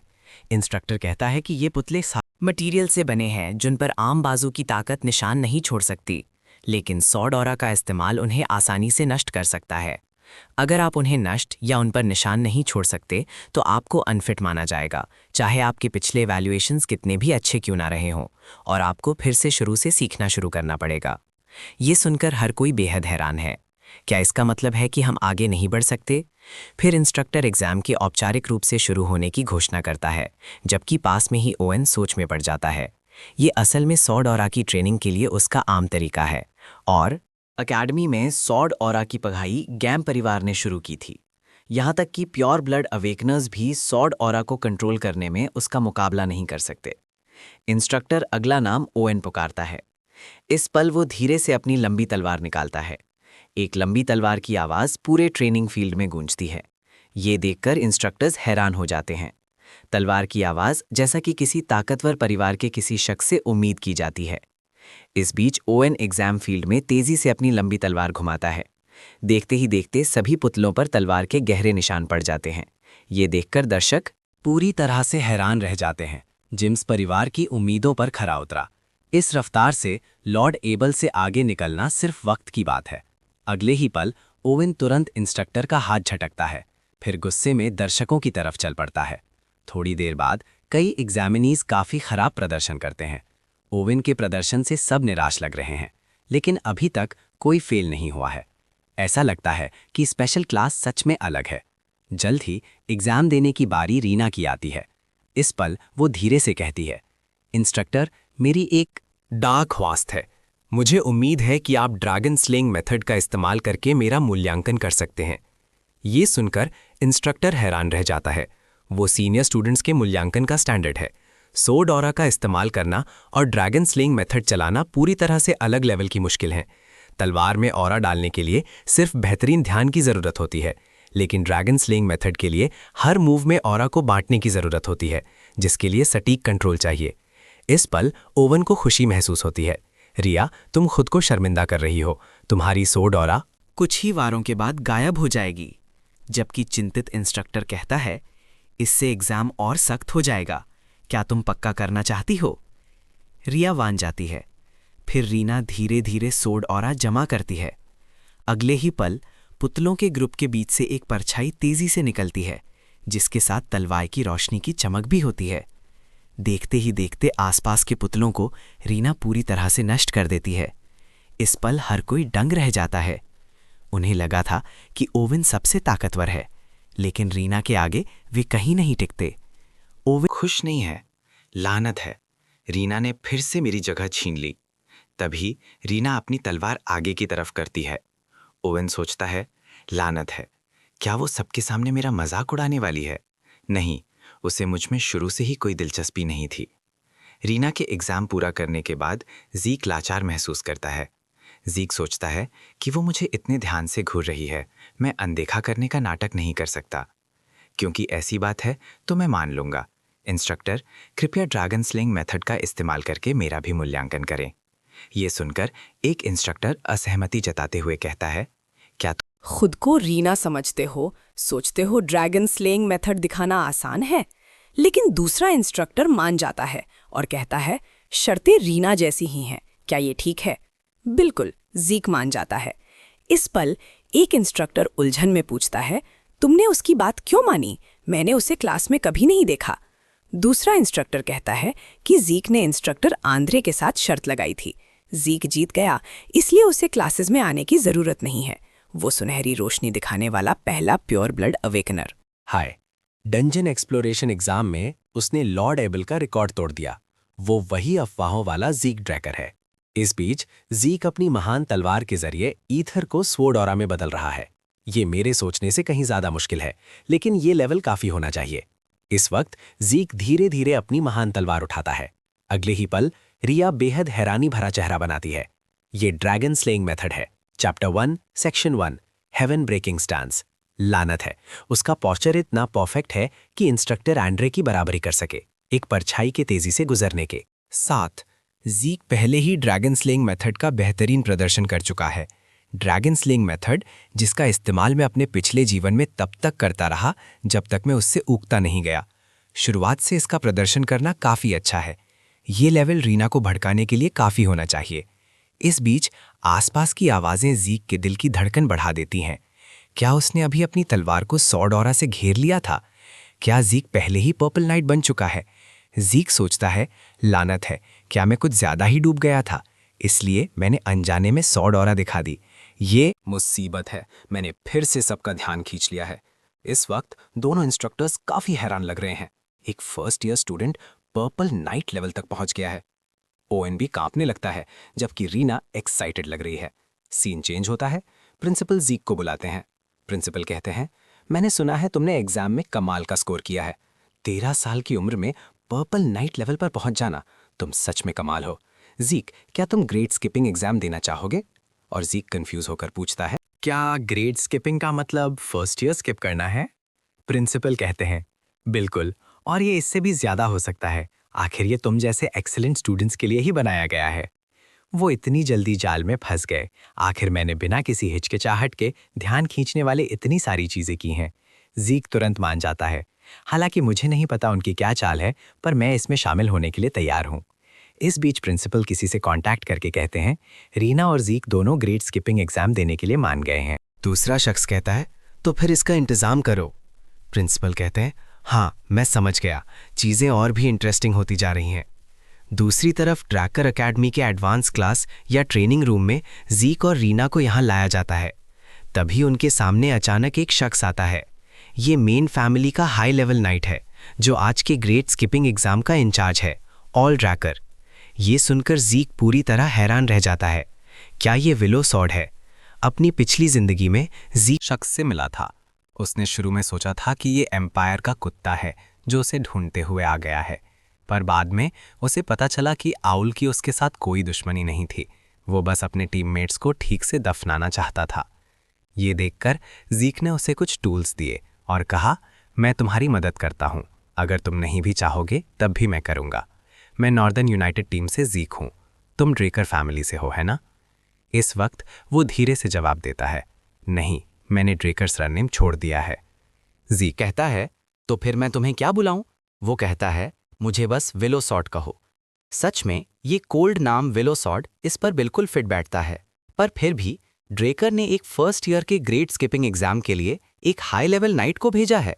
हाई लेवल नाइट्स ड्रेकर के पिलर्स होते हैं। ये एक सीनियर पोजीशन है जो सिर्फ उन्हें दी जाती है जिनके पास मार्शल स्किल्स, इज्जत और एक्सपीरियंस होता है। इस बीच इंस्ट्रक्टर एग्जाम के रूल्स अनाउंस करना शुरू करता है। ये एग्जाम एक शॉर्ट डुएल है, जब तक तुम बेहोश नहीं होते या हार नहीं मानते। तुम चैलेंज करना कंटिन्यू रख सकते हो। प्लीज अपने सारे टैलेंट्स का खुलकर यूज करना। जैसे ही रीना एग्जाम देने के लिए आगे बढ़ती है, ओल धीरे से कहता है, 1 on 1 करने की जरूरत नहीं है, मुझ पर एक साथ अटैक करो। ओल के इस बोल्ड स्टेटमेंट के बाद रीना अटैक करने ही वाली होती है, पर जीक उसे रोक देता है। जीक कहता है, गुस्सा मत हो, तुम उसके और हमारे पावर डिफरेंस को जानती हो। इसके अलावा एग्जाम शुरू हो चुका है, अगर तुम अभी गुस्से में आगे बढ़ती तो तुम्हारे पॉइंट्स पक्का कट जाते। ये सुनकर रीना तुरंत शांत हो जाती है। वो कहती है, जीक ट्रैकर, तुम मुझसे क्या चाहते हो? जीक कहता है, इस सिचुएशन में मेरे पास एक अच्छा बैटल प्लान है जो उसे एक ही स्ट्राइक में बुरी तरह जख्मी कर सकता है। कुछ देर बाद दोनों साइड्स अपनी पोजीशन में खड़े हो जाते हैं। ईस्टर्न एम्पायर की एक अजीब सोड जिसमें सिर्फ एक साइड पर ब्लेड होता है, जिसे रिंग नाइफ कहते हैं। मैंने उम्मीद नहीं की थी कि वो पहले से इस वेपन का यूज़ कर रहा होगा। रीना काफ़ी नाराज़ लग रही है, पर कमज़ोरों के लिए इज्जत और सेल्फ एस्टीम ज़्यादा मायने नहीं रखते। अब प्लान को लागू करने पर फोकस करते हैं।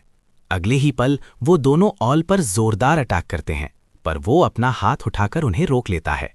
ऑल के ड्रॉ कट के बाद दोनों जल्दी से पीछे हट जाते हैं। इस वक्त रीना हैरान है, तो ये एक हाई लेवल नाइट की पावर है। जीक के इंस्ट्रक्शंस फॉलो करते हुए ब्लाइंड स्पॉट्स पर अटैक किया, पर अभी तक वो ऑल का एक बाल भी बांका नहीं कर पाए हैं। अगले second Reena dragon slaying method का यूज करके धीरे से ऑरा जमा करती है। Chapter 3 section 1 half moon slash use मारने के इरादे से अटैक करना होगा। इस वक्त एक क्रेसेंट मून अचानक ऑल की तरफ बढ़ता है, पर वो साइड में हटकर बच जाता है। फिर वो रीना को जोरदार किक मारता है, जिससे वो कई मीटर दूर जा गिरती है। ये देखकर आसपास के लोग काफी परेशान हो जाते हैं। रीना, क्या तुम ठीक हो? रीना कहती है, मैं ठीक हूं, पर यहाँ खतरा है, बेहतर होगा तुम सब दूर रहो। अपनी ताकत से एक मौका बनाना। मैं ये नहीं कर सकती, पर तुम ये कर सकते हो, जीक ट्रेकर। शुरू में रीना ने जीक के बैटल प्लान में शामिल होने से इनकार किया था। जीक ने कहा, ये कोई नाइट बैटल या खेल नहीं है, ये एक एग्जाम है। वो हमारी कॉम्बैट एबिलिटी को टेस्ट और इवैल्यूएट कर रहा है। रीना ने कहा, मैं समझ गई, मैं तुम्हारे बैटल प्लान में शामिल होंगी, पर क्या तुम्हें लगता है कि ये प्लान काम करेगा? आखिरकार वो एक हाई लेवल नाइट है। ज़ीक ने कहा, तो फिर आओ एक ऐसी सिचुएशन बनाते हैं जहां हम इस प्लान का यूज कर सकें। ज़ीक ने क्रेडल वाले ड्यूअल की बात आगे बढ़ाई। तुम उस पत्थर से क्यों नहीं बच पाई? जो मैंने फेंका था, रीना ने कहा, वो इसलिए क्योंकि मुझे उम्मीद नहीं थी कि तुम ऐसे तरीके यूज करोगे। ज़ीक ने कहा, वही बात है, हाई लेवल नाइट्स भी तुम्हारी तरह ही होते हैं। सही वक्त आने पर मैं तुम्हें इशारा करूंगा। ये मूव पक्का बहुत असरदार होगा, बस एक छोटा सा मौका बनाना ही काफी है। इस बीच ज़ीक dragon slaying method, dragon form और स्विफ्ट विंड शैडोलेस स्टेप का यूज करके तेजी से ऑल के पास पहुंचता है। ये देखकर ऑल थोड़ा हैरान होता है। क्या ये लॉर्ड ड्यूक का फुटवर्क नहीं है? फिर ज़ीक अचानक उस पर अपनी स्वॉर्ड चलाता है। अगले ही सेकंड आसपास की लाइट्स अचानक बंद हो जाती हैं। आउल सोचता है, अच्छा तो ये बात है, प्योर ब्लड अवेकनर्स की मना रोकने वाली प्रॉपर्टी का यूज करना। सच में ये एक ऐसी ट्रिक है जो बच्चे ही सोच सकते हैं, पर सिर्फ विजन ब्लॉक होने की वजह से तुम्हें लगता है कि एक हाई लेवल नाइट अपना वीक पॉइंट दिखाएगा। इस वक्त आउल को अचानक कुछ अजीब सा महसूस होता है जो उसे हैरान कर देता है। यहाँ तक कि उसे भी अंधेरे में सिर्फ धुंधली परछाइयां ही दिख रही हैं, पर ज़ीक सब कुछ क्लियर देख पा रहा है। आउल ऐसा नहीं लगता जो इस बारे में दूसरों को बताएगा। बीच ज़ीक धीरे से ड्रैगन क्लॉ स्किल एक्टिवेट करता है, नई स्किल ट्राई करने का परफेक्ट चांस। अगले पल एक बड़ा सा ड्रैगन क्लॉ अचानक आउल पर अटैक करता है। ये देखकर वो उसे रोकने के लिए तुरंत अपनी स्वॉर्ड जलाता है। वो हैरान रह जाता है, क्या ये सच में किसी स्टूडेंट का अटैक है? नहीं, ये बिल्कुल भी स्वॉर्ड स्ट्राइक जैसा नहीं लग रहा। पर ज़ीक की ताकत आम स्टूडेंट्स के लेवल से बहुत आगे निकल चुकी है। रीना अंधेरे में ज़ीक की तरफ फ्रीली मूव नहीं कर सकती, इसीलिए फिजूल की पावर को हटाकर मेरी मूवमेंट्स को लिमिट कर रहा है। ये मूव सिर्फ उन दुश्मनों पर काम करता है जिनकी ताकत बराबर हो। अगले सेकंड दोनों साइड्स फिर से जोरदार अटैक शुरू कर देते हैं और ज़ीक हैरान है कि वो अंधेरे में इतनी जल्दी फाइट करने के लिए अडैप्ट हो गया। इस वक्त आउल जोरदार तरीके से अपनी स्वॉर्ड नीचे लाता है, पर ज़ीक गायब हो जाता है। उसे सिर्फ धुंधली परछाइयां ही दिख रही हैं। ऐसा लग रहा है जैसे किसी शैडो से लड़ रहा हो। तभी आउल साइड में अपनी स्वॉर्ड चलाता है। वो असल में एक मैजिक लैम्प है। इस वक्त तक ज़ीक सारे मैजिक लैम्प्स को काट चुका है। गिरते हुए मैजिक लैम्प्स की आवाज़ ज़ीक की आवाज़ को दबा देती है। अगले पल ज़ीक अचानक उस पर अपनी स्वॉर्ड चलाता है।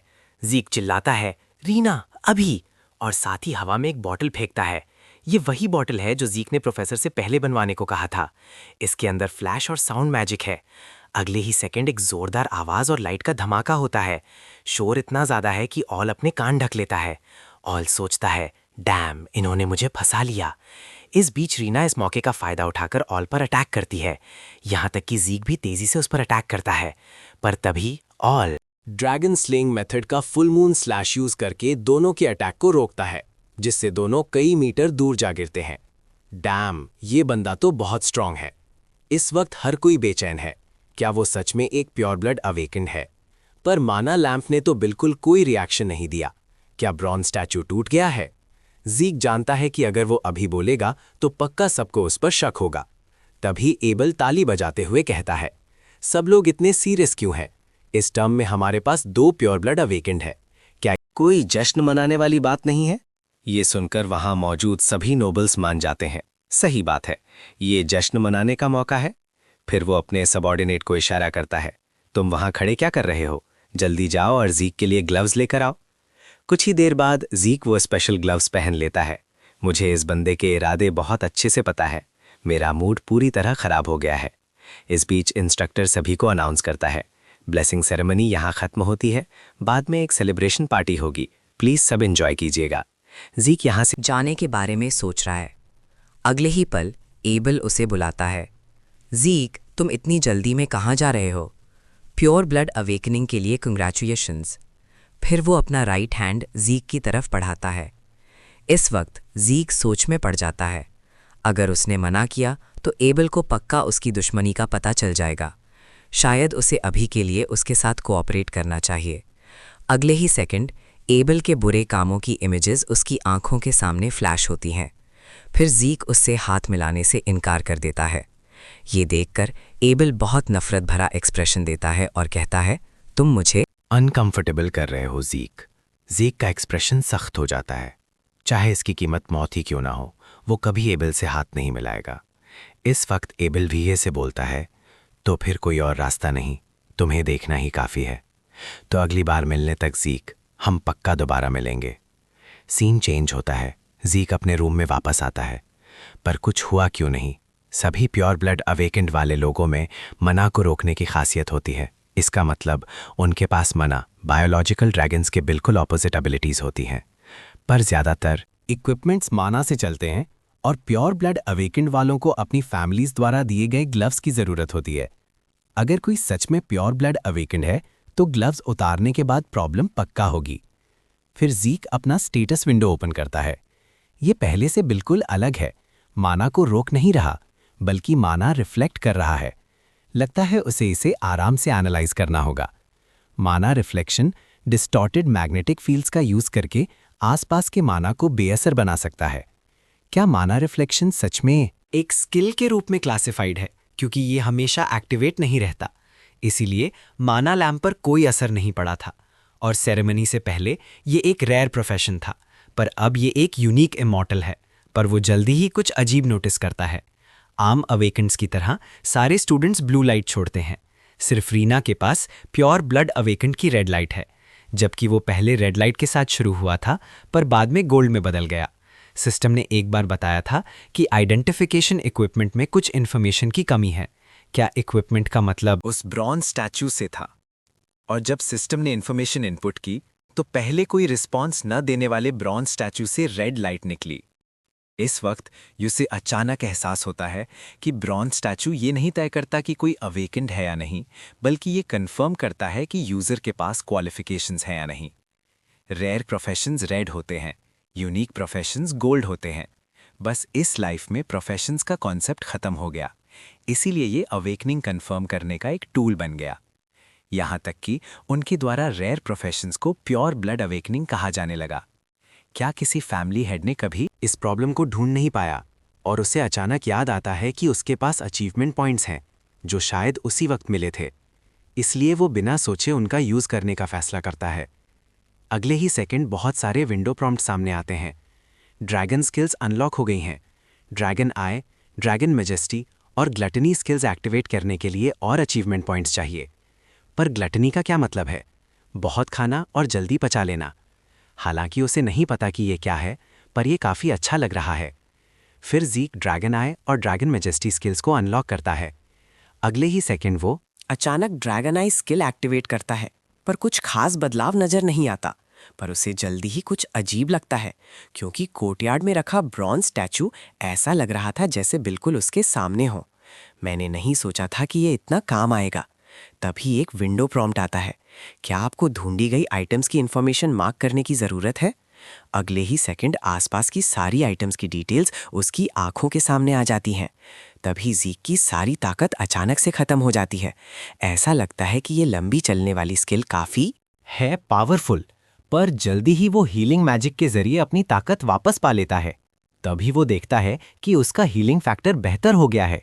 बॉडी के जख्म अब अपने आप ठीक हो जाएंगे। ये सच में कमाल का है। इसे प्रैक्टिकली अमरता माना जा सकता है। फिर वो एक छोटा सा चाकू लेता है और अपने हाथ पर कट लगाता है। देखते ही देखते उसके हाथ का जख्म तुरंत ठीक हो जाता है। क्या मुझे ग्रेजुएट होने के लिए सच में पूरे 5 साल अकेडमी में रुकना पड़ेगा? मुझे लगता है 2 साल काफ़ी हैं। ड्रैगन आई स्किल को मास्टर करने के बाद ज़ीक ड्रेकर अकेडमी में आता है, जो कॉन्टिनेंट की टॉप नाइट अकेडमी है। नए सेमेस्टर के दौरान हर स्प्रिंग में पूरी कैपिटल एनर्जी से भर जाती है। मैंने उम्मीद नहीं की थी कि यहाँ के सीनियर स्टूडेंट्स बिल्कुल अडल्ट्स की तरह होंगे। उनकी बॉडीज पूरी तरह से ट्रेंड है, पर हम क्रेडल ग्रेजुएट्स के मुकाबले वो अभी भी बहुत पीछे हैं। तभी ज़ीक पास में खड़े नोबल्स को देखता है। ऐसा लगता है उन्होंने पहले से ही अपने ग्रुप्स बना लिए हैं। ड्रेकर फैमिली को सपोर्ट करने वाली कई ब्रांच फैमिलीज में से यहाँ 3 सबसे मेन फैमिलीज हैं जिनके पास सबसे ज़्यादा इन्फ्लुएंस है। ताकत वाली थुन फैमिली, दिमाग वाली गिमिन्स फैमिली और पैसे वाली वॉल्टर फैमिली। क्या इन तीनों फैमिलीज के बच्चों ने अपने अपने अलग ग्रुप्स बना लिए हैं? पर मुझे इन सब से कोई फर्क नहीं पड़ता। सीन चेंज होता है। ज़ीक प्योर ब्लड अवेकेंड वालों के high and hostel platinum apartment में आता है। ये एक लग्जूरियस हॉस्टल है जिसमें ट्रेनिंग ग्राउंड्स, लाइब्रेरीज और कई सुविधाएं हैं। सिर्फ टॉप स्टूडेंट्स ही यहाँ रह सकते हैं और प्योर ब्लड अवेकेंड वालों को फ्लोर मैनेजमेंट का अधिकार दिया जाता है। कुछ देर बाद नौकरों का एक ग्रुप ज़ीक का स्वागत करता है। वो काफ़ी हैरान है। प्योर ब्लड्स के लिए भी ये बहुत ज़्यादा लग्जरी है। तभी डेकर ज़ीक के पास आता है और कहता है कि उसे उसको कुछ देना है। ये एक नए ग्लव्स का जोड़ा निकलता है। अब जब मुझे नए ग्लव्स मिल गए हैं तो मैं इस मौके का फ़ायदा उठाकर एक नई सॉर्ड बनवाऊंगा। इस आइडिया पर डेकर राज़ी हो जाता है। ट्रॉय प्रिंसिपैलिटी बड़े पहाड़ों के पास है, जो अच्छे आयरन ओर और बेहतरीन क्राफ्ट्समैन के लिए जाना जाता है। ऐसा कहा जाता है कि अकेडमी से ग्रेजुएट होने वाले नाइट्स के पहले वेपन्स ट्रॉय में ही बनते हैं। इस वक्त डेकर धीरे से कहता है, क्या तुम्हें चाहिए कि मैं तुम्हारे लिए कोई अच्छा क्राफ्ट्समैन ढूंढूं? ज़ीक कहता है, ज़रूरत नहीं है, क्योंकि मुझे पहले ही एक सही इंसान मिल गया है। ये कहकर वो एक कार्ड डेकर को देता है जिस पर एक नाम लिखा होता है। डेकर कहता है, गैलन हेलपोर्ट, मैंने ये नाम पहली बार सुना है, मैं उसे तुरंत कांटेक्ट करूंगा। वैसे ये रहीं वो मटेरियल्स जो कल की क्लास के लिए ज़रूरी हैं, प्लीज़ इनको एक बार देख लेना। फिर डेकर चला जाता है और ज़ीक सोच में पड़ जाता है। जब तक मैं प्लैटिनम अपार्टमेंट में हूँ, मैं आराम से लॉन्ग स्किल्स की प्रैक्टिस कर सकता हूँ। तभी पास खड़ा एक नौकर कहता है, मिस रीना ने आपको साथ खाना खाने के लिए बुलाया है। ये रीना है, चलो चलकर देखता हूँ। सीन चेंज होता है, ज़ीक रीना के फ्लोर पर आता है। रीना कहती है, वेलकम ज़ीक। रीना चुटकी बजाती है और अगले ही सेकंड उसके नौकर वहाँ से चले जाते हैं। वो कहती है, मुझे माफ़ करना, हमारी फैमिली के लोग थोड़े अजीब हैं। खाना खत्म होने के बाद हम मेन मुद्दे पर आते हैं। सीन चेंज होता है। अब ज़ीक गहरी सोच में है। सच में ये शाइनिंग नाइट कहलाने के लायक है। वो ऑरा को कंट्रोल करने के लिए अपने दांटियन का यूज़ कर रही है और पहले ही पर्पल नाइट के लेवल तक पहुंच चुकी है। पर उसकी स्वॉर्ड्समैनशिप इतनी रिजिड क्यों है? ये उसके टैलेंट की बर्बादी है। कुछ देर बाद खाना खत्म करके रीना मेन पॉइंट पर आती है। वो कहती है, ज़ीक, थुन फैमिली की मदद कबूल कर लो। ये सुनकर ज़ीक बहुत कंफ्यूज होता है। क्या तुम भूल गई कि मैं भी तुम्हारी तरह एक प्योर ब्लड अवेकेंड हूँ? लगता है तुम्हें प्योर ब्लड अवेकेंड वालों के बारे में कुछ गलत फहमियाँ हैं। रीना कहती है, हमें इस प्लैटिनम अपार्टमेंट जैसे बहुत से फ़ायदे ज़रूर मिलते हैं, पर हमें कोई ट्रेनिंग रिसोर्सेज नहीं मिलेंगे। अकेडमी के पास सदियों का अकेडमिक और प्रैक्टिकल एक्सपीरियंस है। एक पर्सनल कोच जो तुम्हारी एबिलिटीज़ को ठीक से इम्प्रूव कर सके। अगर तुम्हारे पास ये सब नहीं है तो तुम्हारे टैलेंट के बावजूद तुम आखिर में पीछे छूट जाओगे। इसीलिए तुम्हें एक ऐसी फैमिली चाहिए जो तुम्हारी मदद कर सके। यहाँ तक कि एबिल, जो अभी रेड नाइट है, उसे भी जेम फैमिली से मदद मिली थी। हालांकि थून फैमिली के हेड ने मुझे इसका रीज़न नहीं बताया, पर लगता है तुम्हें कोई एक्स्ट्रा मदद नहीं मिली है ना? मैं फिर से कहती हूँ, थून फैमिली की मदद मान लो। पर ज़ीक तुरंत मना कर देता है। रीना एकदम हैरान हो जाती है। वो कहती है, क्यों? थून फैमिली की मदद तुम्हारे लिए अच्छी होगी। ज़ीक धीरे से बोलता है, ये इन सब चीज़ों की वजह से नहीं है, बल्कि इसलिए क्योंकि मुझे एक प्योर ब्लड अवेकेंड होने के अलावा और कोई एहसान नहीं चाहिए। क्योंकि तुमने मुझे प्यार से खाने पर बुलाया था, मैं तुम्हें एक एडवाइस दूंगा। तुम्हारी सोर्ड्समैनशिप में फिजूल की ताकत बहुत ज़्यादा है। मुझे लगता है तुम अपने पीछे वालों की बहुत ज़्यादा परवाह करती हो। ध्यान से सुनो, तुम्हारी ताकत वो फ्लेक्सिबिलिटी है जो तुम्हारी फिट बॉडी से आती है। सीधे अटैक्स को मत रोको और अपने दुश्मनों को ताकत से मत हराओ। इसकी जगह दुश्मन के अटैक से बचने के लिए अपनी फ्लेक्सिबल बॉडी का यूज़ करो। फिर मौका देखकर दुश्मन पर एक परफेक्ट स्ट्राइक करो। अगर तुम ये सब कर सकी तो तुम पक्का अभी से कहीं ज़्यादा ताकतवर बन जाओगी। ये सुनकर रीना थोड़ा नाराज़ होते हुए कहती है, ताकत थन फैमिली की पहचान है, मैं बस फैमिली की परंपरा निभा रही हूँ। पर रीना सोचती है कि वो गलत नहीं है। वो हमेशा फैमिली की सोच में फंसी रही है और ये सब अनजाने में उसकी सोच पर दिखता है। क्या उसने मुझे समझ लिया? बचपन से सबने मुझे जीनियस कहा है, पर आज तक किसी ने मुझे ऐसी सलाह नहीं दी। ज़ीक, आखिर तुम कौन हो? रीना को एडवाइस देने के बाद ज़ीक हॉस्टल की तरफ जा रहा है। अपनी पिछली जिंदगी में ये जगह उसके लिए नरक जैसी थी, पर एक प्योर ब्लड अवेकेंड बनने के बाद सब कुछ बदल गया है। ये जगह किसी जन्नत जैसी है। तभी पीछे से एक आवाज़ उसे बुलाती है, ज़ीक, क्या तुम भी स्पेशल क्लास में हो? ओवन चैंस फैमिली का तीसरा बेटा है। पिछली जिंदगी में इसने ज़ीक को बहुत परेशान किया था। ये अच्छा बनने का नाटक करने में बहुत माहिर है। अब वो धीरे से बोलता है, कल मैंने तुम्हें डिनर पर बुलाया था, तुमने उस टेबल वो लेटर का जवाब क्यों नहीं दिया? मजाक मत करो, मैं तुम्हें जवाब क्यों दूं? अगले ही सेकंड एक लंबा चौड़ा शख्स जीक का रास्ता रोक लेता है। वो शख्स कहता है, जीक, तुम्हारी हिम्मत कैसे हुई यंग मास्टर की दोस्ती को ठुकराने की? जीक ये जानने के लिए बहुत क्यूरियस है कि ये शख्स कौन है। वो शख्स कहता है, मैं यंग मास्टर को खुश करने की तुम्हारी चाहत समझ सकता हूँ, पर तुम्हें ये भी पता होना चाहिए कि तुम किसे चैलेंज कर रहे हो। उसी वक्त जीक अटैक रोकने के लिए अपना हाथ हिलाता है। फिर दोनों एक दूसरे से दूर हट जाते हैं। मैंने उम्मीद नहीं कि यहाँ के सारे सीनियर स्टूडेंट्स अब ऑरा यूज करते होंगे। वो धीरे से बोलता है, मेरा नाम डॉन रॉजवेल है। यहाँ लोग मुझे माइटी डॉन बुलाते हैं। मैं यंग मास्टर ओवेन की तरफ से तुम्हें सबक सिखाऊंगा। माइटी डॉन, एक लड़का जो नाइट तक नहीं है वो ऐसा निकनेम रखने की हिम्मत करता है। अगले ही सेकंड जीक आराम से उसके सामने आता है और फिर ऑरा से भरा एक पंच मारता है, जिससे वो तुरंत कई मीटर दूर जा गिरता है। जीक कहता है, तो माइटी डॉन के बाद अगला कौन है? जल्दी फैसला करो यंग मास्टर ओवेन। इस वक्त ओवेन धीरे से जीक के पास आता है और कहता है, ज्यादा घमंड मत करो जीक। फिर वो पलटकर चले जाते हैं। ड्रैकर एकेडमी 2 तरह की क्लासेस में बटी हुई है। एक है ऑर्डिनरी क्लास, जिसमें सुबह से रात तक स्केड्यूल कोर्सेज और लर्निंग ऑब्जेक्टिव्स होते हैं। दूसरी है स्पेशल क्लास, जहां स्टूडेंट्स बेसिक सब्जेक्ट्स को छोड़कर अपने कोर्सेज खुद चुन सकते हैं। ये क्लास एकेडमी के टॉप स्टूडेंट से बनी होती है। अब जीक इस पर पूरी तरह से ध्यान नहीं दे रहा है। मैंने उम्मीद नहीं की थी कि यहाँ सभी क्रेडल के ग्रेजुएट्स होंगे।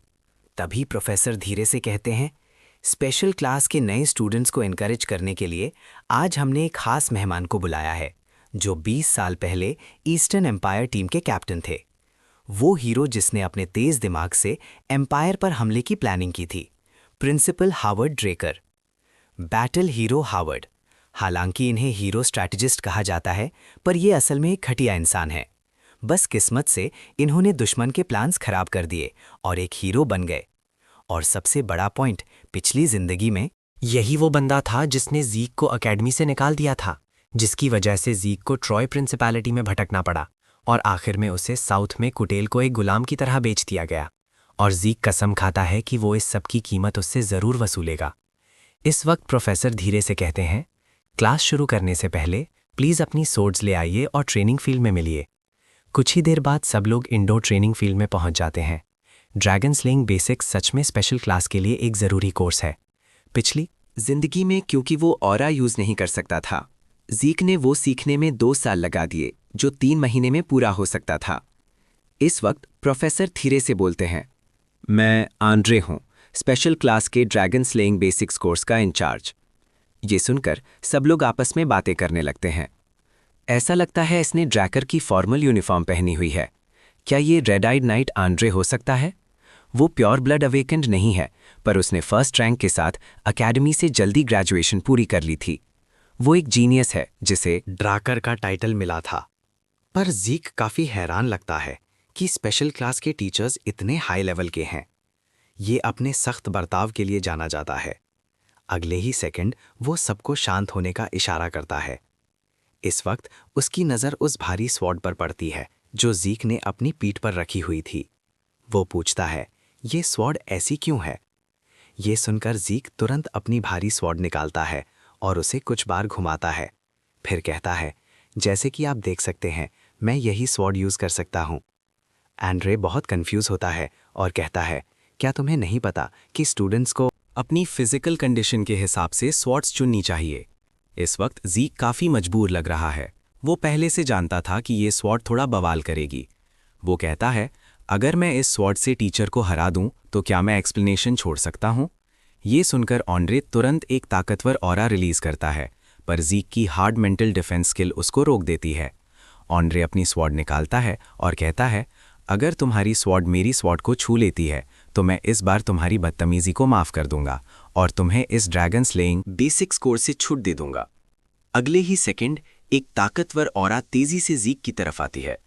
आंद्रे धीरे से बोलता है, फिक्र मत करो, मैं स्टूडेंट्स पर ऑरा यूज़ नहीं करूंगा। ये सुनकर जीक थोड़ा मुस्कुराता है। वो आंद्रे की कमजोरी जानता है, इसलिए वो आराम से जीत सकता है। पर अब एबल उस पर नज़र रखे हुए है। अगर वो सबका ध्यान खींचेगा तो बड़ी मुसीबत हो सकती है। जब मैं उसके कपड़े छू लूंगा तो मैं हार मान लूंगा। अगले ही सेकंड ज़ीक तेजी से एक सो ड्राइव स्ट्राइक करता है, पर आंद्रे उसे तुरंत रोक लेता है। ये देखकर ज़ीक बहुत हैरान रह जाता है। सच में एक ब्लू नाइट कहलाए जाने के लायक है। इसे हराना आसान काम नहीं होगा। फिर ज़ीक उस पर एक जोरदार और लगातार अटैक करता है। इस बीच देखने वाले सभी लोग पूरी तरह हैरान हैं। ड्रैकर का फॉर्मल नाइट वाकई बहुत अलग है। वो पूरे 30 मिनट से लड़ रहे हैं। ज़ीक ने इंस्ट्रक्टर एंड्रे के कपड़े तक नहीं छुए हैं, पर उन्हें ये नहीं पता कि एंड्रे का राइट हैंड पहले से ही कांपना शुरू हो गया है और वो ज़ीक की खतरनाक स्टैमिना से काफ़ी हैरान है। बिना ज़ीक को हराना बहुत मुश्किल होगा। वो सोचता है सच में प्योर ब्लड अवेकेंड की टीम काफी नुकसान में है। उसी वक्त ज़ीक आंड्रे को देखता है और सोच में पड़ जाता है। उसका स्टैमिना अभी भी इतना खराब है और बिना ऑरा यूज किए उसकी ताकत और भी ज्यादा कम हो रही है। ड्रेकर की ऑरा में महारत मशहूर होने के साथ अजीब भी है। ये सिर्फ ट्रेनिंग में यूज नहीं होती बल्कि डेली लाइफ में भी होती है। ऑरा सांस लेने की तरह लोगों की जिंदगी का हिस्सा बन गई है और अब आंड्रे अपनी सांस रोकने जैसा फील कर रहा है, साथ ही नॉर्मल सोर्समैनशिप से। आंड्रे की एनर्जी और भी तेजी से खत्म होगी। अगर ऐसा ही चलता रहा तो मैं उसे हारने का नाटक तक नहीं कर पाऊंगा। तभी ज़ीक को अचानक एक आइडिया आता है। मुझे बस उसे ऑरा यूज करने पर मजबूर करना है। आखिरकार अब उसे जीतने देने का कोई मतलब नहीं है। अगले ही सेकंड ज़ीक अचानक क्विक स्टेप स्किल का यूज करता है। अब ज़ीक लगातार आंड्रे के आसपास दिखाई देने लगता है। जैसे ही आंड्रे हैरान दिखता है, ज़ीक हवा में उछल चुका होता है और फिर 1 हिट किल स्किल यूज करता है। इस नाजुक वक्त पर आंड्रे अचानक पीछे हटता है, फिर अपनी सॉर्ड पर ऑरा फोकस करता है, जिसके बाद वो ज़ीक की तरफ एक भारी स्ट्राइक करता है, जिससे ज़ीक तुरंत कई मीटर दूर हवा में उड़ता हुआ जा गिरता है। ये देखकर रीना के चेहरे पर टेंशन साफ दिखाई देती है। डैम, मैंने नहीं सोचा था कि इसमें इतना दर्द होगा, पर अब गिरने का वक्त आ गया है। अगले ही सेकंड ज़ीक अचानक जमीन पर गिर जाता है। ये देखकर आंड्रे चुपचाप अपनी स्वॉर्ड अंदर रखता है और कहता है, तुम्हें अब मेरी क्लास अटेंड करने की ज़रूरत नहीं है। फिर आंड्रे भीड़ से पूछता है, क्या कोई और भी है जो मेरी क्लास अटेंड नहीं करना चाहता? ये सुनकर सभी लोगों के चेहरों पर खौफ छा जाता है। आंड्रे फिर कहता है, तो फिर मैं बाकी सबको क्लास का हिस्सा मानूंगा। सीन चेंज होता है। ज़ीक हॉस्पिटल के बेड पर लेटा हुआ है। हालांकि उसने आंड्रे के कपड़े नहीं छुए थे, लेकिन आखिर में आंड्रे को ऑरा यूज करना ही पड़ा। इसका मतलब उसने ज़ीक की ताकत को मान लिया है। रिजल्ट्स की बात करें तो आंड्रे ने क्लास में डिसिप्लिन ला दिया है और ज़ीक को फ्री टाइम मिल गया है। इस वक्त उसे आंड्रे का आखिरी स्ट्राइक याद आता है। ये ड्रैगन स्लेइंग रूल्स के चैप्टर 1 सेक्शन 1 का क्लीव अटैक है। पर ज़ीक ने भी उम्मीद नहीं की थी कि ब्लू नाइट का ये मूव इतना ताकतवर होगा। वो ब्लू नाइट के सामने इसलिए टिक पाया क्योंकि उसकी बॉडी में हीलिंग एबिलिटीज़ हैं, पर आज़ादी भरी जिंदगी जीने के लिए ये काफ़ी नहीं है। दूसरों के दबाव में न रहने के लिए इंसान को एक बेहिसाब ताकत की ज़रूरत होती है, ऐसी ताकत जिसे किसी के सामने झुकना ना पड़े। तभी ज़ीक के सामने एक शख्स आता है। वो कहता है, तो तुम आर्थर के सबसे छोटे बेटे हो। ज़ीक बहुत हैरान है, ये शख्स कौन है? इस वक्त लाल बालों वाला आदमी ज़ीक से अपना डाउट पूछता है। बच्चे, तुमने अभी वो कैसे किया? तुम्हें साफ तौर पर काफ़ी अंदरूनी चोटें आई थी, पर तुम पल भर में ठीक कैसे हो गए? क्या उसने हीलिंग एबिलिटी को पहचान लिया है? और ज़ीक जल्दी से शांत हो जाता है। अकेडमी में किसी को हीलिंग एबिलिटीज़ के बारे में नहीं पता, इसलिए वो अनजान बनने का नाटक जारी रखता है। अगले ही सेकंड वो आदमी तेजी से ज़ीक की तरफ अटैक करता है।